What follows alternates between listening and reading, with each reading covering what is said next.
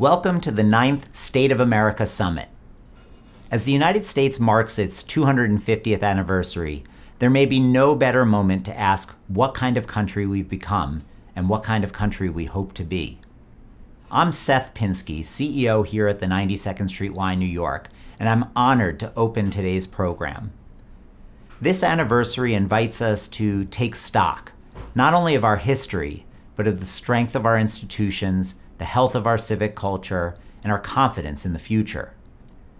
For more than 150 of those years, 92NY, a Jewish community and cultural center that reaches out to serve people of all backgrounds and beliefs around the globe, has convened people across differences, bringing together leading thinkers, artists, scholars, public officials, and citizens to wrestle with the defining questions of their time.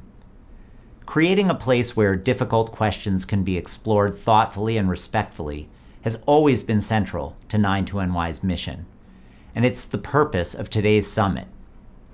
At a time when many Americans are talking past one another, institutions that create space for serious conversation have an increasingly important role to play.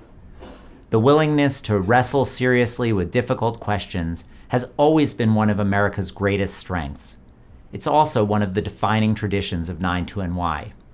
Today, we're fortunate to be joined by historians, constitutional scholars, journalists, policymakers, and civic leaders who are helping shape the national conversation about America's future.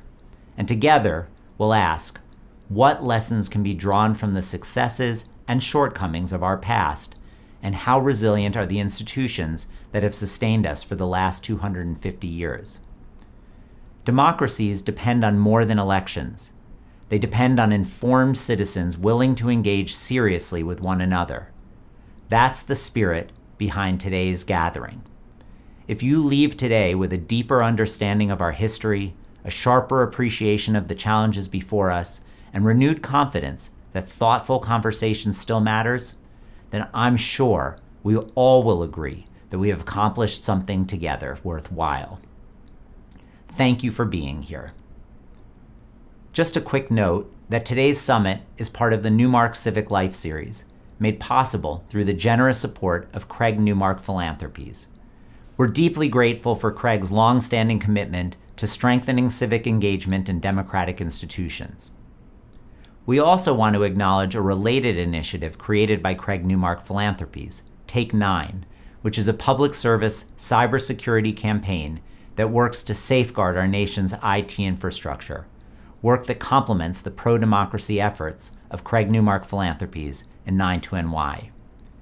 Craig's vision of a civically engaged, informed, and secure democracy resonates deeply with the work we do here at 92NY. And now, let's get started. Thank you for joining us for what promises to be a day of vital conversations. I'm Craig Newmark. I'm the guy who started something called Craigslist. I'm also the lead sponsor of the Newmark Civic Life series at the 92nd Street Y.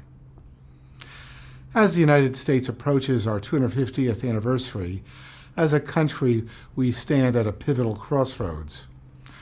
Our country was founded by patriots based on serious democratic ideals, and to that end, we've continually expanded our rights. We've welcomed generations of immigrants, and we've really done a lot of good for people across the world. Also, as a country, we seriously try to be about treating everyone like we want to be treated, like we're treating everyone as if we're our brother and sister's keeper. As a country, we try to be about everyone equal under the law. Now we got some urgent questions about our country's future. Today's State of America Summit is about these crossroads. It's about the resiliency of the institutions that have sustained our country so far. You'll hear from real-life patriots, including journalists, policymakers, and civic leaders who are doing real good in our country. What do we learn from what we got right and what we got wrong? What do we want the next 250 years to look like? This is about genuine, serious patriotism. Thanks. Please enjoy today's program.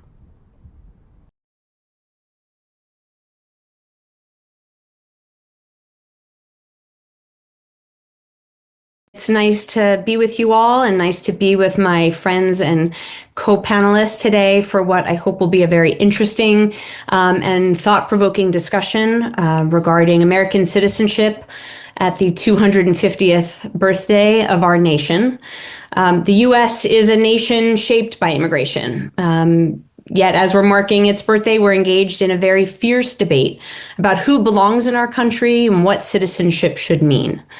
There are demographic shifts long underway, but there are also shifts happening within our politics, culture, religion, labor, and civic life, all amounting to a massive transformation. At the same time as we're seeing a backdrop of intensified immigration enforcement and renewed legal battles over birthright citizenship. So we'll be talking today about how citizenship forms our national identity and why the question of American identity has become newly urgent. But before we get into these great topics, I'd like to introduce, again, my friends and co-panelists. I'll start with you. Ali Noorani is here with us. He joined the Bar Foundation as president and CEO in December of last year. He previously led the U.S. Democracy Program at the William and Flora Hewlett Foundation, and he also served for 14 years as president and CEO of the National Immigration Forum. Ali serves as chair of the board of directors for More in Common Global and as a member of the board of directors for Welcome.us. He's also a member of the Council on Foreign Relations, the author of several books, including There Goes the Neighborhood, How Communities Overcome Prejudice and Meet the Challenge of American Immigration, and Crossing Borders, The Reconciliation of a Nation of Immigrants. Ali has been a guest commentator on a wide range of media outlets, and his writings have appeared in publications both domestically and internationally. So welcome, Ali. We're glad you'll be here for the conversation. And I'd also like to introduce Andrea Flores, who is an attorney, policy expert, and media commentator with more than 15 years of experience reforming U.S. immigration law and domestic policy at the highest levels of government. She is the founder and author of Securing America's Promise, an initiative exploring new solutions to immigration reform. She has worked across government, serving at the White House, the National Security Council, the Department of Homeland Security, and in the U.S. Senate. Andrea regularly comments on immigration and national security on CNN and MS Now, and her writing has appeared in the New York Times, Foreign Affairs, the New York Review of Books, and more. She's also the co-author of the New York Times bestseller, Yes, She Can. So welcome, Andrea. And I'll introduce myself last and finally. My name is Royce Bernstein Murray. I'll be today's moderator and fellow panelist with Ali and Andrea. I'm an immigration law and policy expert with more than 25 years of experience spanning the federal government, nonprofit sector, and higher education. I most recently served at the Department of Homeland Security during the Biden administration as Assistant Secretary for Border and Immigration Policy and as a Senior Counselor to the Secretary. That was my second stint in government. I had previously worked at U.S. Citizenship and Immigration Services as a Presidential Management Fellow and Asylum Officer. So let's get into the meaty stuff. That's enough about us. Let's talk about this interesting topic that we have on our agenda for today. Birthright citizenship is very top of mind. The Supreme Court just recently had a major ruling. It was the last ruling of the Supreme Court docket for the season. It affirmed birthright citizenship as a constitutional right for nearly all babies born in the United States. The decision was probably predictable, but a little narrower than some hoped, a little closer than some had hoped, suggesting that Congress could change the law or amend the Constitution to further eliminate or limit birthright citizenship. Polls suggest that a majority of Americans don't want to change birthright citizenship, but there is a sharp partisan divide in that support. So I would love your thoughts today on how you would describe the state of the national conversation about citizenship right now. Is this issue going to go away now that we have the ruling behind us? Or is this just, one chapter in an ongoing, very heated debate about the issue? And Andrea, I'll start with you. I know you've done a lot of thinking about the ruling since it came out and a lot of commentary on it. Thank you, Royce. I think this is just the beginning of a national debate about birthright citizenship, simply because this president will take the Supreme Court's decision, see it as a loss that he needs to continue to fight. Following the decision, which was definitive, right? As long as the court remains in its current makeup, there are not the votes on the court to uphold a congressional change to birthright citizenship. But that fact was not dispositive for the president's response, who immediately said, I want Congress to pursue a law to change birthright citizenship. I want the Department of Justice to look into birth tourism. And I think it's been something that President Trump, as a national leader, has been very effective at taking fringe theories that have existed long before he was in politics about whether the United States should offer something like birthright citizenship that really stemmed from the post-1965 civil rights movement, reform of our immigration laws, and bigger debates about which immigrants should be citizens and which immigrants should be able to give birth to citizens. I mean, it's always been in the fringes, but why President Trump is an interesting figure at this moment in so many ways on the definition of citizenship is he goes for it. He puts out, using his bully pulpit, the theory, and then he forces all of us to debate it. And even if he loses in court, it's now on the table. It's something being talked about. It's something that his base is being made aware of. And it's something that could be, used as a divisive sort of tool. And I think the question legally is technically answered, but anything could happen with the Supreme Court. And the fact that it was that close, I think, should be a signal that President Trump's attempts to rewrite the Constitution through executive order will continue. Thanks, Andrea. I mean, I think those politics are important to note. And Ali, you have spent a lot of time in your career bridging political divides and doing outreach across sectors. I'd really love your thoughts here on the resonance of this issue, and anything else you'd like to add. Well, I mean, first of all, thanks so much for this opportunity to join the State of America Summit. It's great to be with both of you, but also great to think about immigration again after a few years away. So I really think that this debate around birthright citizenship is actually a proxy for a much deeper conversation in the country of who deserves to be an American.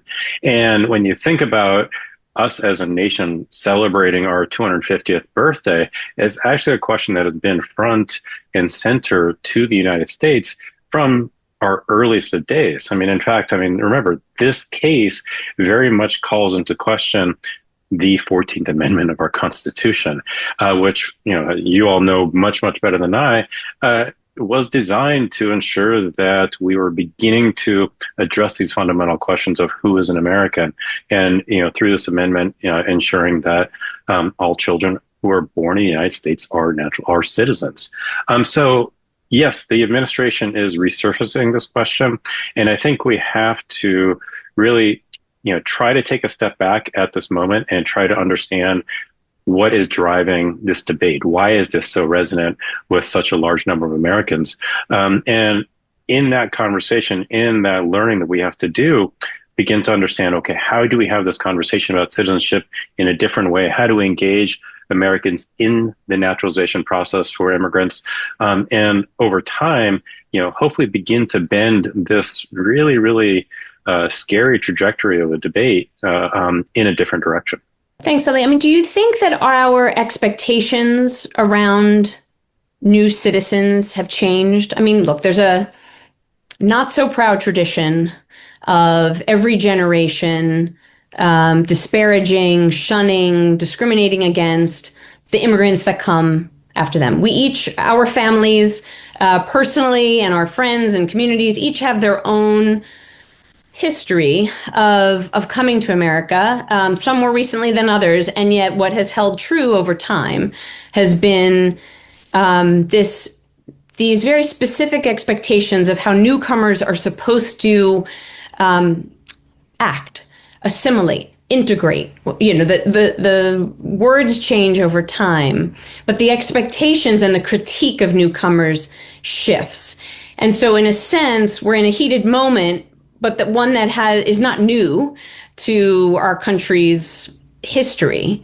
And so I welcome your thoughts on, whether those expectations are in fact changing, whether they're fair or realistic, or maybe as we're at this 250th year, do we need to think differently about what do we expect of newcomers to make sure that we remain a cohesive nation? Ali, I'll turn to you. I'm sorry. When in my early days in the immigration space, I remember a particular piece of research that was done of kind of what was driving people's frustration or anger at immigration. And much to my surprise at that time, consistently one of the highest drivers was the fact that somebody had to press 1 for English. And I remember kind of laughing at it, right? It's like, why does that bother people so much? And then I tried to take a step back and kind of understood that for folks, it was an indication that what they believed didn't matter anymore. What they knew didn't matter anymore. So I think for years, for generations, that one of those expectations has been to learn English, to contribute, to pay your taxes, to do all the things that I think most all immigrants already do or aspire to do, in terms of learning English.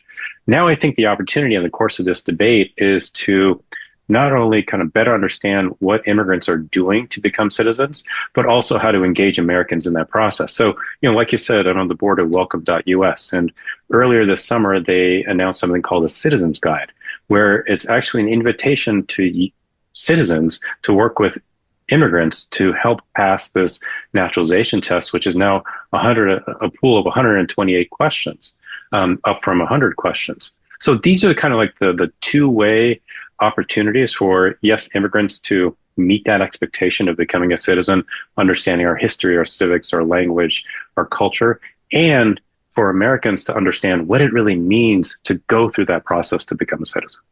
Andrea, anything you want to add here? I think it's an interesting question because as a policy expert who's kind of navigated government, I've always been shocked actually by a lot of pro-immigration reform leaders have forgotten this question of integration and how it does feel, and that question of, is your community changing and how fast? And what are we as lawmakers doing to facilitate the successful integration of immigrants? And I came up in a time where it almost felt like even talking about integration was almost like an anti-diversity or controversial take. And I think President Trump's leadership has channeled a lot of that frustration, and coming out of the Biden administration when there was a massive increase in new migration that was not coordinated, that was chaotic. I think you had a lot of diverse communities. I can speak specifically, whether it was Mexican American communities, which is my family and my background, resentful of what was seen as an out of control immigration system. And I bring that up because this moment cannot be understood without that influx. And this moment and how receptive people are to debates about questions of integration is now, I think, fundamentally different than it has been. And I'm very eager for people to treat questions of integration more seriously and coordination, to look at what Welcome US is doing and to look at what are barriers to naturalization, what are barriers to people doing things legally and becoming Americans, honestly, as quickly as possible. And in some cases, right? I know that the majority of Mexican immigrants who are green card holders can't afford the naturalization fee, and that population has been stable for so many years. And now they're vulnerable, right? Like, I think policymakers have to ask, what are we doing to drive people to integration? And I hope that that's part of the conversation going forward.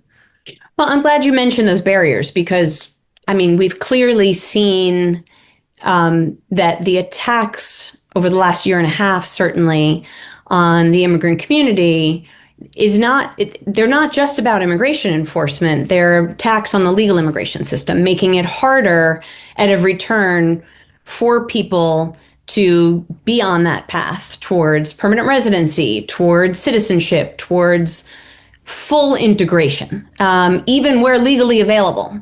This is under existing laws. And you mentioned, even applying for citizenship.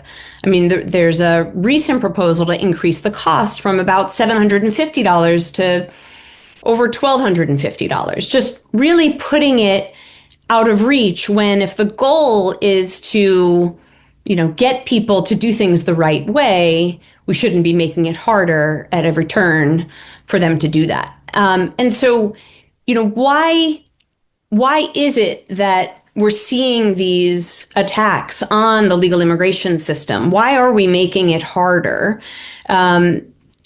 I do think that's a shift. I mean, while there are longstanding attacks on each generation of immigrants and each wave of immigrants, I think this is a new, look, there have been ebbs and flows over the many decades of immigration developments, but we're seeing these attacks on legal immigration that are just making it so much harder. And why are we making it harder for people to be fully American, so to speak? Ali, I'll turn it back to you. So, I think we are making it harder because it's easy to make it harder. There's just so many ways that the system allows adjudicators of the immigration process to say no, and there are very few ways to say yes. So, for the immigration lawyers out there, my hat continues to go off to you because I think it's the toughest and the worst job in the world. But it's also probably the most rewarding job because when you get to say yes, it is so incredibly exhilarating. So in 2024, More in Common did a poll around immigration. They found that 88% of Republican voters supported controlled immigration. And to get to Andrea's point, there was a sense, if not a reality, that things felt out of control.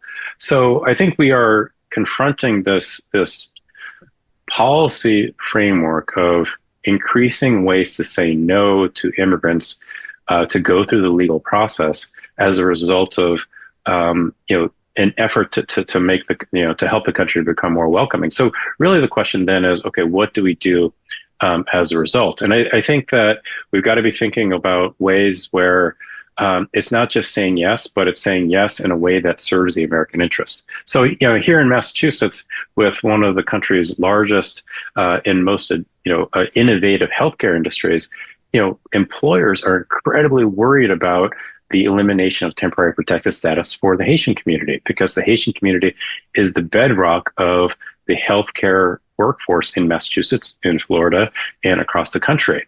And I think that for those of us who care about immigration policy and helping it become more constructive and meeting the needs of the country and the immigrant, how do we tell those stories about the Haitian community's contribution to the healthcare sector? One of the projects I always wanted to do when I was at the forum was, kind of do a road trip from, to nursing homes across the country and sit with residents and ask them, who takes care of you? And let them, let nursing home residents, in their own words, in their own voice, tell the story about, the Haitian or the Latino or the Southeast Asian or the South Asian who is, helping them every single day. And I think those stories, they ladder up to our ability to shift the culture and then the policy debate. Yeah, those stories don't end up hitting the headlines in the same way that the attacks on immigrants do, and the ways in which Haitians in particular have been really maligned during the campaign, during this administration, really demonizing them. And I agree with you wholeheartedly that the way people feel the presence of immigrants who support them and their families and their communities have really, we need to be amplifying those to round out the story in a major way. And Andrea, I know given the work you've done with policymakers, particularly on the Hill, I know there's a lot of thinking around new ways to show, as Ali said, that immigrants meet American interests, right? That there are, that this isn't just about being welcoming, but that it's mutually beneficial. Is there anything you want to share around like the trends around the proposals now that are, or the ideas that are being tossed around? Because I think we all agree the system is broken and we all know it needs to be reformed. Getting the political will to fix it is another story. But if you want to say quickly some of the ways in which you're seeing new solutions on the horizon. Yes, we have to make a different case on immigration reform that shows Americans how they directly benefit from it. And we need to be more comfortable taking it out of a human rights, immigrant rights argument and moving it into an argument that the average American who is dealing with all of the different issues they're dealing with, cost of living, affordability, and helping them understand why it would be good for, if Democrats won back power, for them to put forward certain policies that then they can reap the benefits of. That has to be done. And I think Republicans have been experts at blocking a lot of progress because there isn't a successful, I think, pro-immigrant voting base. I don't know if there ever will be. I want to say that. I think that is a hard question for movement. But why I give you that background is because I'm very focused on the electoral environment and how immigration plays a role or doesn't, and how in these current midterms, a candidate navigates what solutions are aside from what Trump is doing. Like, how do they introduce immigration as a solution to their constituents' problems if they're either trying to flip a district or keep their seat? And so one thing that has been a really novel approach that Representative Gabe Vasquez, coming out of Congressional District 2, my home district in New Mexico, a purple district, and went Trump +7, he introduced a caregiver bill that was very explicit, saying the United States needs caregivers. We're going to create a policy mechanism where currently undocumented caregivers can qualify and future caregivers also have a path. And that's a news story to tell that has almost nothing to do with what Trump is doing and everything to do with how New Mexicans in southern New Mexico could benefit from new immigration policy. I want us to break away from this idea that anyone in the public is keeping track of border versus legalization or any topics that we've fought about in the past. I want to really bring it to the next 250 years. But I do want to say we are up against an administration that is formalizing and executing a very extreme white supremacist-led agenda too. And that is hard because that has been an issue since Reconstruction. We have not resolved, and the immigration debate and their policies fall square in the middle of that. So I think it's even more important for those who want to be pro-immigrant in either party to help explain why we benefit, because it can so easily become racialized and more divisive into issues that are already really hard that we haven't answered. So that's some of the work I think is exciting in this space.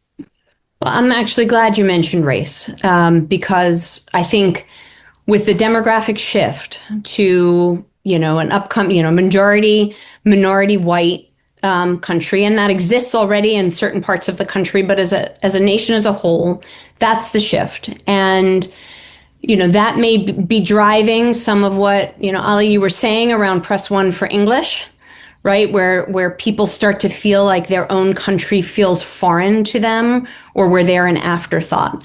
And we've all lived our own experiences with immigration, both personally and professionally. Our family's legacies with immigration. I mean, I keep, Andrea's heard me say this many times, behind me on my wall, I have the naturalization certificates of 3 of my great-grandparents, all of whom immigrated 100 years ago, fleeing, pogroms and persecution in Eastern Europe. That's a long time ago, yet many of those same drivers of migration exist today for different communities. People migrate for economic opportunities. They migrate to reunite with family who came before them, for all sorts of reasons. And so we've landed in this demographic moment where for some, the country feels different and more foreign than ever. And I mean that in every sense of the word. And so are there ways, not just, and I appreciate what we've discussed around making sure that immigration meets our country's needs, right? That it is, that we're meeting American interests. But are there additional ways, and Ali, I'll turn to you just because of, the work you were describing with the Citizen Guide and Welcome.us. Are there ways that we haven't yet mentioned to bring people to feel less afraid of this moment and to embrace it, so that we can build paths forward together? I want to go back to something that Andrea mentioned, almost kind of as a sidebar comment, when she talked about kind of a pro-immigrant voting bloc. And I think one of the things we have failed on was we've always thought of that pro-immigrant voting bloc as progressives only. And in reality, I think there's an opportunity to provide pathways for a much broader swath of Americans to engage in this conversation and service around immigration. So part of the citizen guide that welcome.us has provided is, like I said, an opportunity for people to help their immigrant neighbor or fellow church member through the naturalization process. And the team at Welcome, shared with me a really interesting, not a funny story, but it's just a powerful story of Susie in northern Tennessee, who ended up working with, I want to make sure I get this right. She's a retiree. She helped Lolav, an engineering student from northern Iraq, who's now living in Tennessee. So Susie from Tennessee helped Lolav from Iraq, who now lives in Tennessee, to become a citizen. So Susie, having never talked to her, but that for her is a very empowering experience, right? Because she has a relationship. She now understands the challenges that come with the naturalization process in ways that she never did. And imagine being able to reach scale with that kind of a program. Welcome.us has a community of some 2 million people across tens of thousands of zip codes, and are really trying to provide these service opportunities for people to not engage in immigration policy, but to engage in helping people become citizens. And I just think that that's an incredibly powerful way for us as a country to celebrate our 250th birthday and, look forward to the future with a sense of optimism. I like that. I like that a lot. Andrea, thoughts on this? I think that story is just incredibly important to share. And then I also think about this moment we're in. We're in the state of Tennessee. They have complete Republican control. They're trying to shut down the only organization that does naturalization support. And so I think about, what's going to be needed to lift up the Americans to share their own connection to immigrants and how they fit in. And I go back to the fact that we need a robust pro-immigrant party that is going to be confident in kind of lifting those stories up. And so I say that because as long as we have such a dedicated anti-immigrant president, there has to be a counter narrative, and there has to be a defense of American citizenship that I think a lot of leaders are still needing to bring to the table. I worry that it's being treated as an issue that can be aside other priorities, but it's pretty fundamental what President Trump is trying to force us to do, which is to use immigration enforcement to undermine elections, to use immigration enforcement to undermine the free speech rights of Americans, to investigate poll workers who've criticized certain actions. I mean, he is expanding it out into a way that the immigrant rights movement has never had to fight on this turf before. And so why I say that is what gives me hope, though, is hopefully what Ali has been building with Welcome US and what others are trying to do is be willing to look at this issue differently, to sympathize with the people who feel the country's changed too quickly, to be open to what the future will require because our country is aging and it's shrinking. And we are so lucky that so many people still want to be immigrants to the United States. And that I am always moved by that. I'll just never forget some of the care that people, even when they are waiting for years, how excited they are to get here. And that is something uniquely American worth fighting for. And I hope that I just kind of want to leave with that hope. Well, I always am happy to end on a hopeful note. I mean, I do agree with everything you've both said in terms of, I think immigration is the story of human potential and one of great optimism. It's about people who believe something is possible here and think it's a land where it can be built and where they can see their full selves and where they can contribute. And I actually think, I was an assistant U.S. attorney years ago helping a special assistant U.S. attorney helping facilitate naturalization ceremonies in federal court. And boy, there is no greater place to be than having, a room full of 60 or 70 newly sworn in U.S. citizens with their American flags, holding their kids' hands, tears, reciting the Oath of Allegiance, and really celebrating the possibility, the hard work that they've put in, and the opportunity to really contribute to the United States. And there's really nothing more inspirational. So I think, Ali, to your point, we're going to have to get more people's hands dirty and make more of those connections with people so that they see the human impact and the reality of what this feels like and looks like on the ground every day. Well, Andrea, Ali, it's always a pleasure to be talking with you. I'm grateful for your time and your wise thoughts. And it's an important time to keep citizenship and the future of this country in conversation. So thank you. Thank you, Rice.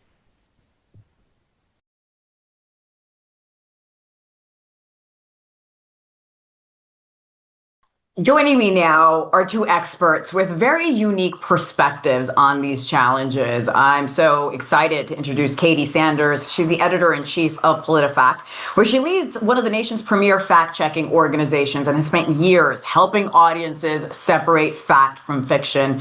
And last but certainly not least, Renee DiResta, researcher and the author of Invisible Rulers. Her work focuses on misinformation, online influence, and the ways algorithms and digital networks shape public opinion. This is such a timely conversation. Ladies, thank you so much for being here. I'm going to start with a question for both of you. And Renee, I will start with you. When we talk about America's crises of trust, what do you think is really driving it currently? Yeah, thanks for having me. So I think there's a couple things. First, the crisis of trust has actually been progressing for a long time, over decades. And I think it's important to note that because oftentimes it's connected to social media. And I think social media is a factor, but it's not the factor. It's not the only thing that's happened. So you have two things that can simultaneously be true. One, institutions don't always communicate very well. They're not always in the public and visible where the public is. Oftentimes they still take a very broadcast mode of communicating rather than having a dialogue or a back and forth the way social media content creators or influencers do. So they're not necessarily competing in the information ecosystem, and some of them haven't recognized that they need to. But the other thing that we can also point to is that you really see a lot of very deliberate attacks on institutional credibility that are unwarranted. There are very active efforts to frame media as the enemy of the people or as unreliable or as biased that are not necessarily true in the ways or to the extent that these very incentivized actors put that claim out there. And of course, the reason they're doing this is because they want you to engage with them. They want you to trust them. And so they kind of gate off and bound other trustworthy sources. So I think both things can simultaneously be true. Such a thin line for so many people out there who are just in their echo chambers of what they're reading or listening to. Katie, you've spent years leading one of the country's best-known fact-checking organizations. What do you wish people understood about the work you and your team do? When people hear the term fact-checking, what should they know? Thank you for having me. I think what we notice, and this dovetails with the first question, is that people are losing their ability to tell what is a legitimate news story, what has facts that I can trust, how do I know this is real? Information is just so widely available through many different sources. People are kind of taking what they're getting without looking more closely at the sources of the information. So I think what people need to know about fact checking is that it's not opinion writing. It's not based on nothing. It's not based on whim. It's based on documentation, usually primary sources, direct interviews with subject matter experts, relying on primary sources of information, hard data, publicly available information. We show all of our work on every fact check that we write. There's a list of sources, and it's usually dozens of links and different resources that people can use to retrace the reporting. And, to go back to your first question, that's what separates, legitimate media from partisan media or, just opinion media. People are just being blasted with it. And so you've seen this erosion of media influence. People can't tell real from fake, commentary from hard reporting. You are alluding to one thing that I've noticed, and I think we can all agree. 20 years ago, journalists largely controlled how information reached the public. Today, social media, podcasts, influencers, newsletters, AI, they're all competing for our attention. Renee, you mentioned we've been leading up to this moment for quite some time. Social media isn't the sole factor here. Has that made us better informed or simply more fragmented? Well, that's a complicated question. I think it's hard to gauge better informed. There's, again, a couple things that are happening. One, there is research that supports that certain segments of the population encounter primarily very, very biased and factually inaccurate media content on their social media feeds, and that seems to be the dominant place where they're getting information from these days. So as more and more people are on social media and are getting their information from there, the question of personality-based authority kind of comes into the equation, right? When you are sitting around listening to a podcast as you work, there's a strong parasocial bond that tends to develop between audience and creator, particularly on social media, where you can actually ask them questions during a live stream and they'll talk back to you. Journalism is a little bit more removed still. So that's where this question of people, they're not only looking for information, they want to feel like they're being guided through the information. And that's where I think this model of who are the guides, who are the trusted guides, and of course, how to recommender systems push you content that is unfortunately often likely to reinforce pre-existing beliefs and to kind of keep people maybe bounded where they are. Can you walk us through what happens when something lands on your desk? It's a questionable claim. You want to do your research. You're going to do your research. How do you determine what is worth fact checking? We consider a number of factors. Is this person prominent? Are they the president of the United States? Are they a member of Congress? Are they a powerful influencer? So we consider that, but we also consider whether people would want to know the answer. There are so many things that land on the desk, so to speak, but is it something that people are actually talking about and caring about? Is it newsworthy, or is it if maybe the person who said it isn't prominent, but the volume of claims saying the same thing from a number of different sources is prominent, we pay attention to that too. I think fact checkers are also talking a lot about how to consider the degree of harm that this claim is showing as we prioritize what to work on with more urgency than other things that might be helpful, but could wait a few days before we answer those questions.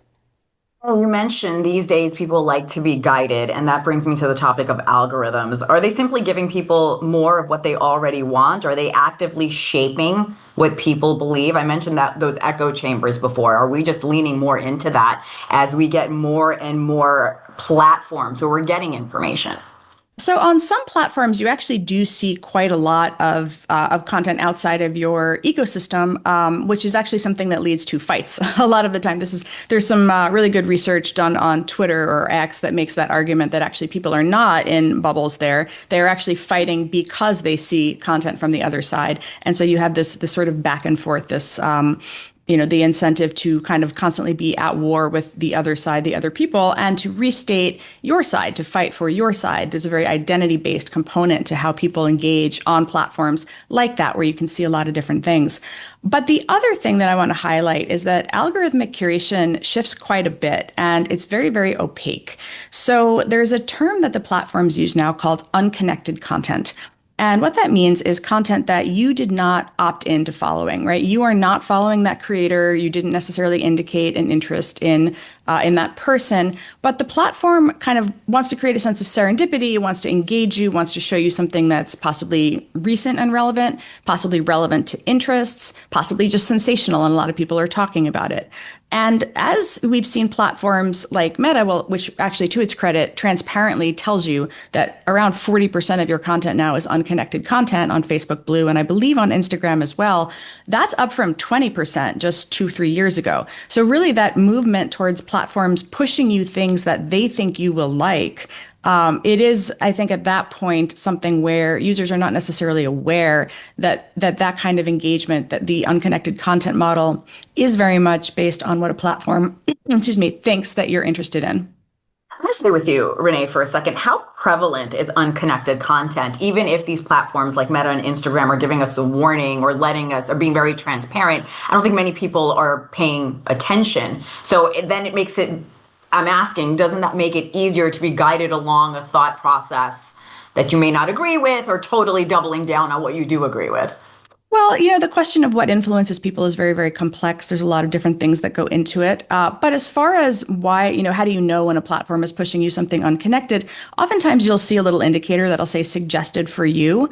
And you can kind of click in on some platforms and see why it's suggested for you. It's not just Meta that's doing this. Even on Reddit, you'll have posts that are that are pushed into your feed that are unconnected to subs that you are actually an active member or participant in. This is TikTok's entire algorithm is unconnected content, right? That was their grand innovation, and you saw other platforms moving into that model. What it does, though, is it creates a very interesting incentive for the creator, because the creator now is competing to reach their own audience, which is seeing less and less of the stuff that they followed and more of the unconnected things. And so they want to be engaging, knowing that their content is going to be pushed out through the unconnected content feed. And so you do see this model of you've really got to hook people within 3 seconds. So that lends itself to a very possibly sensational, unnuanced, bold claim right out of the gate, and then people stop watching or stop scrolling, start scrolling. And so that's where this question of what an algorithm decides is unconnected content that is right for you. It is often things that you have some interest in, but or that people who it thinks are like you have some interest in. It's a little scary for me, Katie, as we talk about this. Let's say there's just a very charismatic influencer or journalist. Has the nature of misinformation changed, or has it simply become easier to spread? If you connect with a person, whether they have the experience or the knowledge, do people, I don't want to say blindly just follow, but yes, blindly just kind of follow the person they connect with more? They might look like them. They might just simply like the way they talk, whatever the factors are. I think a lot of influencers are deeply charismatic people, and so they are they come off as subject matter experts on the news of the day, and they're very good about having a buttoned up kind of presence. And they, to Renee's earlier point, like they really appeal to a kind of common base that follows their language and matches their interest, and seems authoritative, and they can sound very authoritative, and they're telling you what to care about that day with their own, they're appealing to people's emotional responses to news developments. The problem that we've documented for many, many years is that many of these influencers are not telling the truth, or they are shading the events of the day to suit a narrative or to suit engagement, their engagement goals to bring more, keep people hooked and bring more people in. And it's, you said it's scary. I agree. I think that these are very powerful forces, and I feel for the ordinary social media user who is probably feeling adrift, lost, distrustful of it all, and is eager for easy answers from somebody who is going to be there for them. You can get answers very easily online, but it's very, very hard to tell whether they're legitimate or not, or whether they're worth taking to the bank. It's hard to do that fact checking on your own, and so. We need more neutral, referees kind of helping people figure out what's real and what's not. Renee, you've written that influence now flows through networks rather than institutions. What does that mean for traditional news organizations that were once the primary gatekeepers of information and used and paid fact checkers? They did their research 99% of the time. I think highlighting that as a market differentiator is worthwhile. It makes sense. I think that, journalists have traditionally been trained to avoid making themselves the story, but in a personality-driven authority system, total impersonality also kind of leaves the field open to people who are more relatable. And institutions haven't necessarily figured out how to communicate in this environment. So when I talk about networked influence, this comes from quantitative research that we did when I was at Stanford Internet Observatory and elsewhere, where we looked at the fact that a person would see something happen in the world and they would post it, right? Let's use an example of an election. They see something at their polling place that they think is weird or strange. They'll take a picture of it and then they'll tag in influencers who they see as being news, being journalism. And those people will then often just amplify it with something like, big if true, somebody should look into this. Ironically, interestingly, it is when the fact check is later written by journalists that you see everything from AI, like at Grok, is this true, is looking for authoritative authoritative sources. When it only has an image or video, particularly in a breaking news situation, it can't answer that for you. The influencer often can't answer that for you, because the difference between major media companies and social media influencers is that the influencer is usually what I call like media of one, right? They have the reach of media, but they don't necessarily have that infrastructure behind them. So they could use that opportunity, if they so chose, to point people to to people who are out there in the field, for example, in a conflict zone, in a, running local media for that region that can go then investigate that claim. So this doesn't have to be a contested ecosystem where old media or traditional media and influencer media are at war. It actually can be quite complementary, because influencers can then take that fact check, take that content, take that investigation, and explain it to the audience, perhaps in more relatable social media first kind of vernacular. You're right. It doesn't have to be one or the other. The problem Right. currently is networks, traditional networks, to your point, don't know how to navigate that just yet. Katie, when we talk about fact checkers, there are critics who have said fact checkers have become part of the political conversation rather than neutral referees, and that's the word you used before, was neutral. How do you respond to those concerns? How does PolitiFact work to maintain credibility across a pretty divided political spectrum? Well, we've been doing this work since 2007, and we have similar outlets like ours who have also been in the game for a long time. So we've been consistent in our approach. We hold folks to similar standards, and I think it's a long-running attack to denigrate the practice of fact-checking, to label it biased, and that's why audiences shouldn't trust it, right? It's been going on for more than a decade now. Yeah. I just would challenge people who are looking for bias to identify the bias. Is the report unfairly reported? Is it insufficiently reported? Is it going after an opinion or a prediction, or is it going off something that can be measured? Solid fact checking is going to be published only after a really solid gut check before it goes live. For us, that standard is 3 editors reviewing a piece and discussing the rating before it actually gets published. It's not just like a blog post where we're like, I feel like this is mostly true, so it is. We have rigorous conversations, consistent definitions, and a really long track record of calling out both sides. So that's my usual answer when the partisan question comes up, is like, we haven't changed. We follow a strict set of guidelines, and we hold both sides to account. We've been talking, AI has come up a lot in this conversation. We know it's dramatically lowered the barrier to creating convincing fake content. Renee, does AI fundamentally change the misinformation landscape, or does it simply accelerate problems that already existed? Well, there's an accelerant component, right? That question of what do you trust? Who do you trust? There's, again, the challenge that influencers will have also in determining if something is real or not. I saw a lot of posts yesterday speculating about this image that Mitch McConnell put out, photograph from what looked like to be a hospital with a newspaper. And there was a lot of speculation that it was AI generated or fake. It is very, very, very hard to tell at this point. And rather than kind of, waiting for something authoritative to come out, I don't speculate about this most of the time now. I just, have accepted that it's going to be multiple investigators looking at the same thing for all different types of tells and such things. It's going to take a while to figure it out. But people don't want to wait a while. They want to know the answer right then. And so very sensational, speculative claims, oh, this is totally fake. It's totally fake. Go viral, again, without any real basis in detectability. The other thing I'll say, though, is that there's also the interesting challenge of AI answer engines. And I joke around sometimes and I say I write for the LLMs now, but I really do.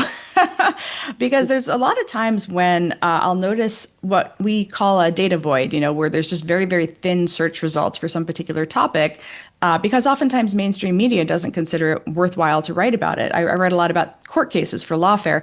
And days will go by before the LLMs will update and understand that a settlement was reached, that a case was dismissed, the nuances of what happened. So they'll continue to tell you in AI answer engines that something is true or not true when the information is completely outdated, just because they don't have access to facts that they can use in their retrieval systems. So that's where this question of how do you get information into an ecosystem where AI answer engines can communicate accurate information.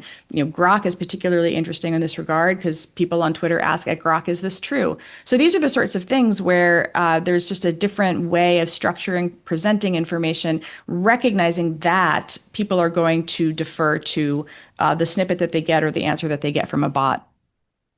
I want to start with you where Renee just left. We're now entering the AI era. I mean, we've been there for quite some years. Fake images, videos, audio, it all looks incredibly convincing. Yesterday, I was covering Mitch McConnell. I saw that picture.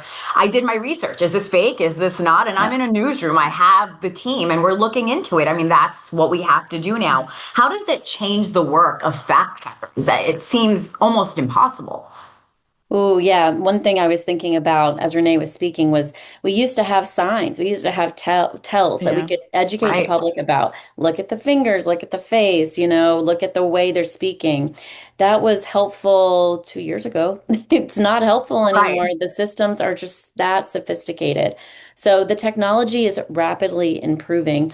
I see an opening for outlets like ours in filling that ecosystem that the systems are relying on to give their quick answers. And I also see a humongous challenge. This Mitch McConnell photo was shared on a Sunday. A lot of people take that day off and are not glued to our computers and publishing reports. And, the timing of these events can be really difficult for small teams like ours, right? And the internet doesn't wait. It fills the gap with lots of theories, and chatbots don't wait. They will give an answer, and it may not be right, but they will give an answer in a lot of cases, right? And I think that I have a number of friends, in my personal life who are using chatbots to answer questions about the law, situations they get in, and certainly about political stories that they're interested in. And I don't think they would necessarily probe a chatbot's response that deeply if it said, actually, that's a fake photo. I don't know if they would think like, well, how do you know? How deeply are they going to engage before they need to move on to the mini task of their day?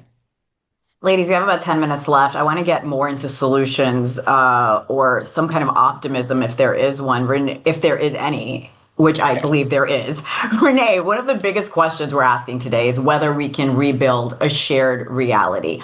Are you optimistic that we can get back to agreeing on just the basic facts, even if we disagree about politics or certain foreign conflicts going on currently? I think right now the focus should be on rebuilding enough kind of shared infrastructure that disagreement isn't a total epistemic separation. Information systems are designed systems. This is not like a law of nature. You can design a better recommender system. You can design better curation algorithms. And by better, I often mean you can give users more agency over their own experience. People will often say, I never see content from my friends and family anymore. I'm just deluged with these inflammatory, incendiary political videos that the platform is sending to me. And of course they do click in, they do watch. I do this too, because it's a train wreck. It's funny. There's a lot of reasons why people watch and then wonder why the algorithm gives them more. And the answer is, you are engaging with it, and again, I said, I do it too. But the question is, how do we think about design? How do we think about the business model of the platforms? That's another thing. Media literacy helps, but when the platform is just so incentivized to push this stuff to you and you don't have any control or agency over your experience, meaning there's no way for you to shift your feed to say, I don't want to see AI slop. I don't want to see incendiary political content from hyper partisans. I just want a different type of experience in my feed. This is technologically quite possible, particularly because LLMs are fantastic classifiers and you can very easily use them to create a much more personalized experience. Instagram is showing you little bits of this where you can actually sort of ask for certain things to show up in your feed. Blue Sky does that as well. This is where I think the future is a combination of better design and business incentives that will transform the information ecosystem, because as long as creators are trying to hit that 3-second thing, as long as nuance isn't rewarded, as long as accuracy isn't rewarded, you can monetize false content on a platform like X, but people who are contributing to community nodes do it for free. That's backwards. There's just so many different ways that we can be thinking about a design and business and incentive levers to shift the dynamics of the information ecosystem, because none of this is carved in stone. Looking ahead, what do you think journalism needs to do differently to rebuild trust with the public? I don't see many people going outside of their AI or chat box to do more research about, let's use a Mitch McConnell photo as an example. They'll either believe it or not. What can we do? I think one trend in journalism has been paying a lot more attention to this space, prioritizing the online world, prioritizing misinformation, uncloaking, mysterious figures, and being real with readers about why they're being served certain content and who's doing it. I just think of story after story from places that are not my shop, but are just show that this is a priority for folks who are not fact checkers to better understand this world. So that's been very good. And I think one thing that gives me a little optimism is a lot of this is following the same old playbook. And so I think audiences are becoming more familiar with these tactics. They know about AI slop. They know about fact checking. I think that they know that there's more fluency about this world because we've been around long enough, and AI is not so new anymore. And I think audiences are learning with fact checkers that when a breaking news event happens, you're gonna see a lot of slop, right?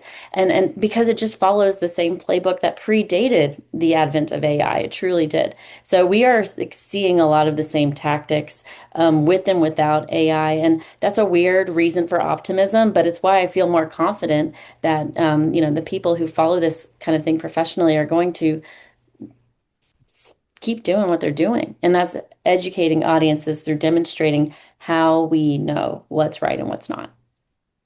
Hey, if you could redesign one aspect of today's online information ecosystem, what would it be? Giving users a lot more control. I think really being able to not be in that sort of hooked environment where you have no control over what you see.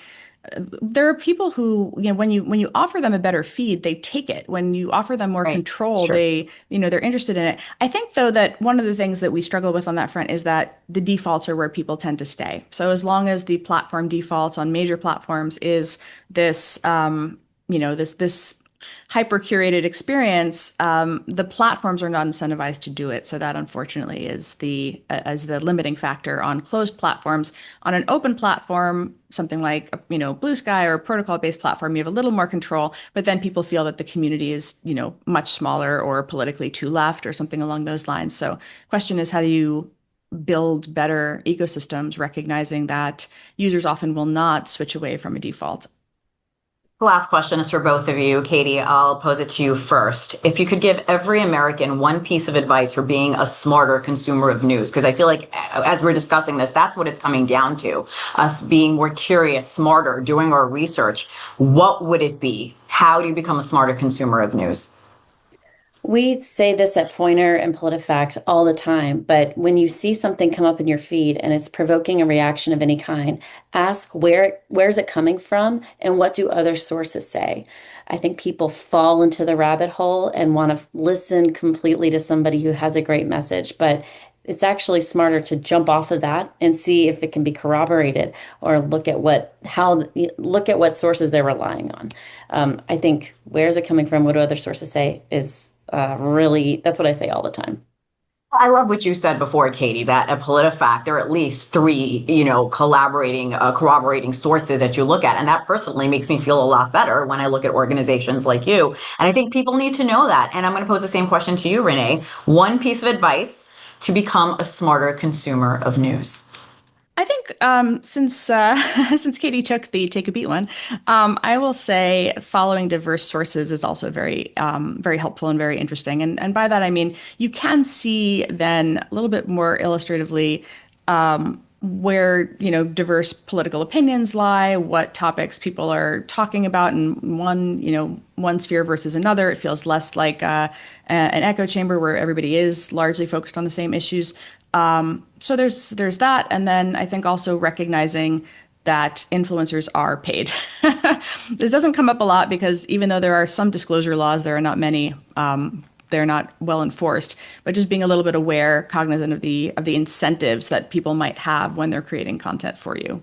As I walk away from this conversation, and I hope listeners do too, it's been good because I don't feel the doom and gloom. There are answers here. We're not just headed towards a downward trajectory. Would both of you agree, Katie, or disagree? There's some real concerns we got to work out. There is rapid sophistication of these technologies, and the technologies that can tell you, well, this was actually manipulated, are lagging behind. And the infrastructure to support operations like ours are, dependent on many different funding sources, and they're kind of shaky. So I would add that if people care about having, guardian sounds so cheesy, but if they care about having people looking out for them to help them navigate this world, you got to invest in it. And I think influencers may be paid, but a lot of journalists are not. So let's make sure we're supporting reputable news sources. We're not doing it for the glam life. We really care and want to get the right information. Renee, Yes. I'll give you the last word.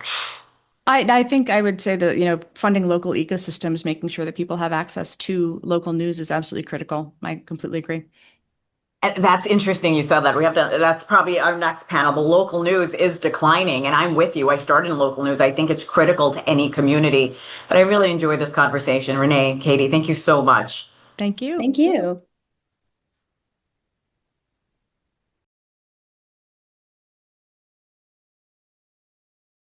Hello. Well, welcome to our conversation about the future of work.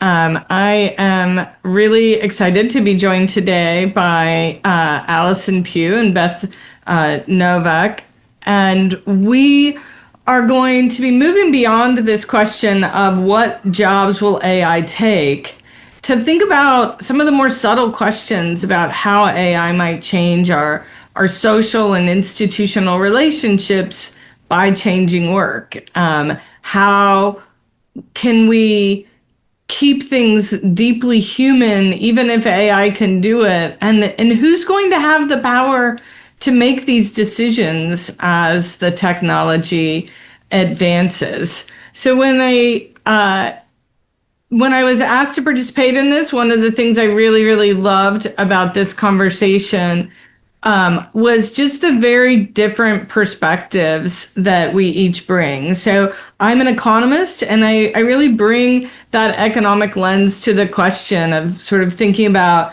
who bears the costs and who's might capture the gains. And, Beth, when I think through your work really around like democratic capacity and institutions and the role of citizens and workers in participating in decisions, I think you really bring this important institutional lens that honestly, personally, I am spending a lot of time thinking about because I think it might matter more, honestly, than the economic lens. And then, Allison, your lens is much more experiential and sociological. And I will tell you, I've also been thinking a lot about your lens lately, which is this idea of the roles we play in society and how they're going to be shaped, the dignity, the security, belonging. What is the connective labor that we do that brings us together as a society? So all of that, I think, brings, a lot of questions about what we think are going to change. And so I'm just going to open it up with one big picture question, which is, what do you think are the consequential changes that is missing in today's conversation that you're most worried about or optimistic about that might come to fruition because of technological change? And Allison or Beth, either one of you can chime in. I'm only going to go first so that I get to hear from both of you in short order because the different perspectives are what's so exciting. So I think to cover both the negative and the positive, let me sort of do kind of one on each front. My concern, and Betsy, this is really a question that I'm going to want to ask back of you, is that so much of the conversation around work and the impact of AI really is dominated by the economic lens of productivity and efficiency. And I'm concerned that, and that's not new to AI, we talk about this with every technological advancement, and it's understandable why we want to understand the efficiencies that AI is going to bring for us. But I think it obscures a lot of the question about productivity for what, efficiency for what. And is obscuring a conversation, especially in the work that I do, thinking about the public sector and its adoption of AI, but not exclusively, is this adoption of AI leading to better decisions? Is it leading to better value for the public and customers? Is it leading to better work for workers? And I'm very interested in Allison's perspective here about both the economy of care, again, for workers and for those that they serve. So I think, we tend to, the question of what we value is obviously what we measure, and what we measure is what we value. So that's one of the negatives that I'm concerned with, or at least one of the problematical things, and I'm glad we're going to open up that conversation. The positive, let me say, is that one of the greatest powers of these technologies is because they're so good at measuring patterns in data and now measuring patterns in words, is these are superpower technologies for enabling new kinds of listening at scale. And I hope we'll get into that. And that listening could unlock the ability for better conversations with workers, with the public, about what we want the future of AI to be in our workplace, in our schools, and in our communities. I think that's a conversation we're not yet having. It's a super hopeful and positive conversation about the way that these very same tools, even as they may disempower us on some fronts, could actually be very empowering and give us more voice in how we deploy these technologies in the workplace. So let me stop there and pass it to Allison. Thanks, Beth, and thanks, Betsy. I'm really looking forward to this conversation. That's a very positive vision. I agree with so much of it. I agree that, what we measure is what we value, and that is a feedback loop that actually can be quite damaging, because what do we do with that which we can't measure? So if we're thinking about like AI as a labor-saving device, it kind of implies that the only thing we care about is labor. And some things start to be defined as labor. And what does that leave for us at the end of the day? Where is art? Where is care? Where is relationship? And if AI is doing that, then I don't know what it's for. And so I'm much, as I guess is obvious, I'm much more skeptical about its power, I would say, or its, it as a force for good. I would say that, I'm very pro AI really about things that don't involve human relationship. So I'm very interested in AI and,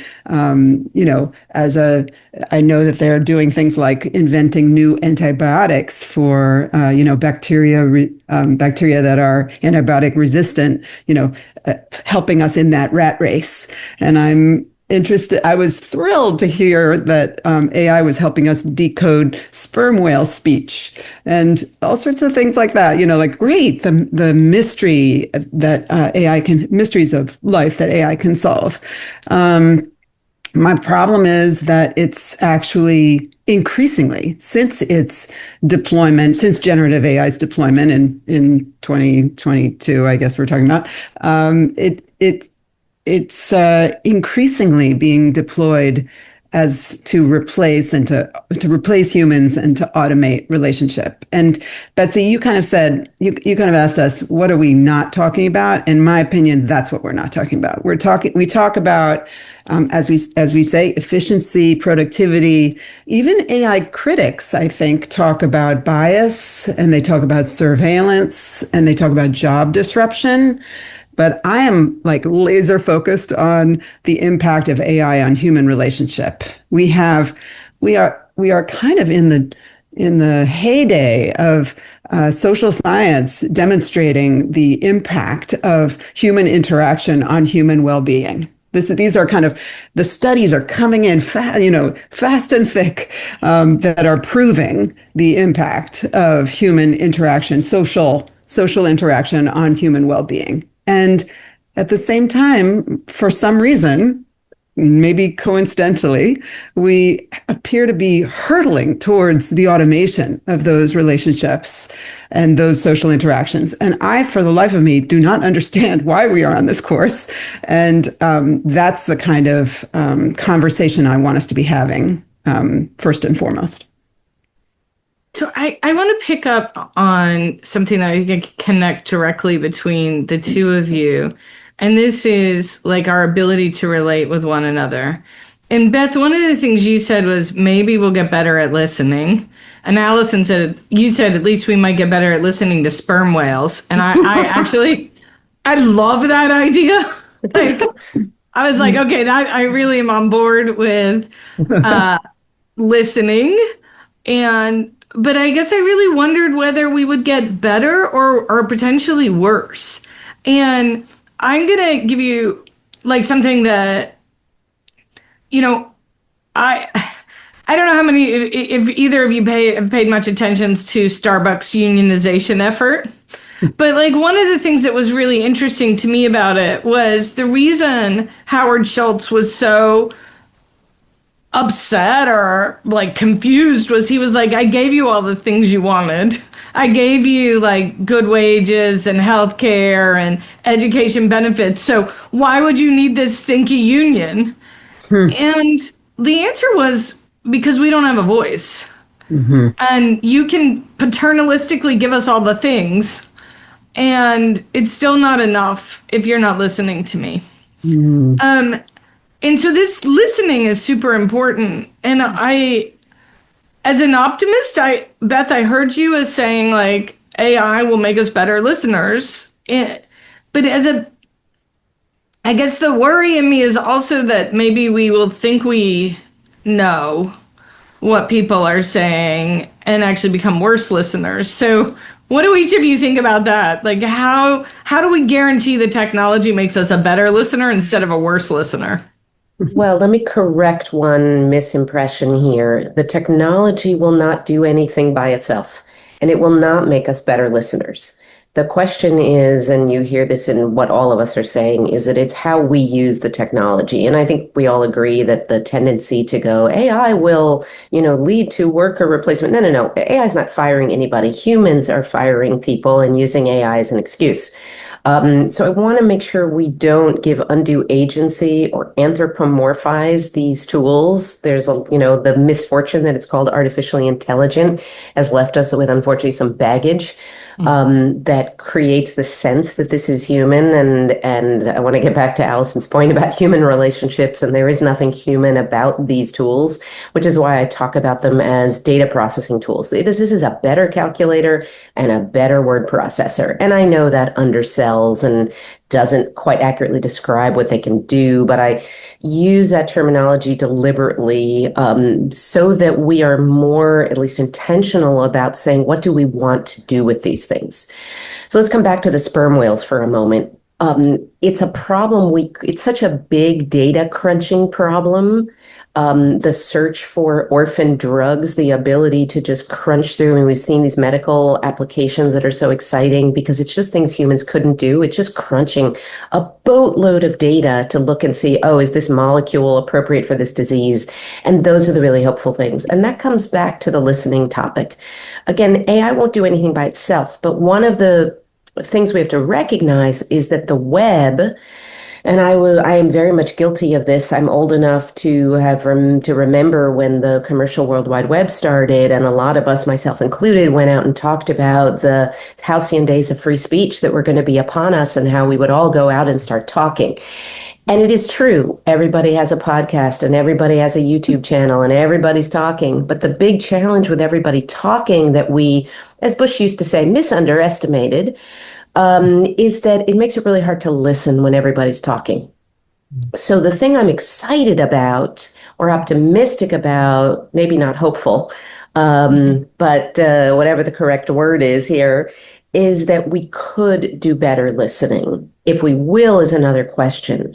So I'm excited about the fact that Bowling Green, Kentucky said, we're going to go out and ask our community, what do you want the future of our community to be?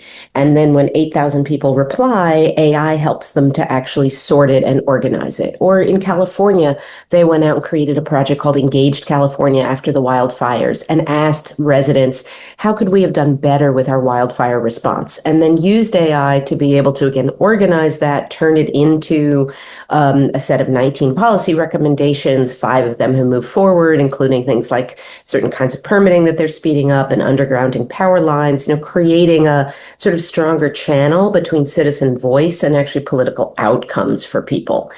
But it would be just as easy, and we're seeing countless examples of people doing the opposite, using AI, for example, to simulate humans. Why do I have to go out and talk to a customer if I could have a simulated customer? And there are lots of companies, if you drive around the Bay Area, you will see the ads on the sides of buses talking about, how you can buy yourself essentially an AI focus group to test your cola or your toothpaste. And the danger is that both CEOs and governors and other managers and leaders will say, I don't actually need to talk to humans when I can go talk to AI that can simulate for me what I think people will say, and ignore that voice. So voice is a possibility, but it's not a probability. Yeah, that's great. Those are some really good examples. I love the Bowling Green example. I would say that I'm going to start my answer with a story, which is I wrote a book, The Last Human Job. It came out in 2024. Since then, people write me emails and letters. And one of them I got from a postal worker. And she said, I'm so glad that you identified this thing that I do, which I called connective labor, this, work of seeing the other and having them feel seen. And she said, I'm retired now, but when I was working, I retired this past January, and my customers, my postal service clients, came in and gave me a party. And she told me, we used to, on the long lines at Christmas, we used to have people sing their favorite Christmas songs. And she just described, yes, a government service, but it was a government service like epitomized by her, a person, and her connection to her community. And she was such a good example to me of what actual government service is, which, as you mentioned at the top of this webcast, Betsy, it's actually people interacting with people. So yes, listening better will help the 8,000 respondents if somehow their idea makes it into the top 5, that whatever. But I'm actually talking about the interaction that happens at the front lines, and that's not replaceable. There is something very powerful about having a human being on the other end. And we mess with that at our peril. And I want us to keep that front and center. I'm fine with policymakers from Ohio to California grabbing, or we'll give the East Coast too, from New York to California, kind of deriving some kind of pattern from all the mail they're getting. But don't forget that the interaction between us is what makes our democracy. And we can't miss that. I want to add just parenthetically that while I have all this optimism about AI, non-relational AI, and I would like us to have a name for that, I actually am pretty worried because the direction of AI is following, I would call it human vulnerability to feeling seen by a machine. And so the technologists are turning towards that. And it's becoming the kind of number from it started as maybe a business to business ploy. We'll make you more productive. Look, we can rewrite your paragraph. And now it's, we can see you. We can, don't worry. We can give you this kind of frictionless sycophancy of, you are right. And people feeling validated. And that's really what they're selling. And they're actually continuing to deploy it. And in fact, I've heard their new products that are about to hit the economy will be, kind of home assistants that mix, kind of this being seen by machine and also a productivity,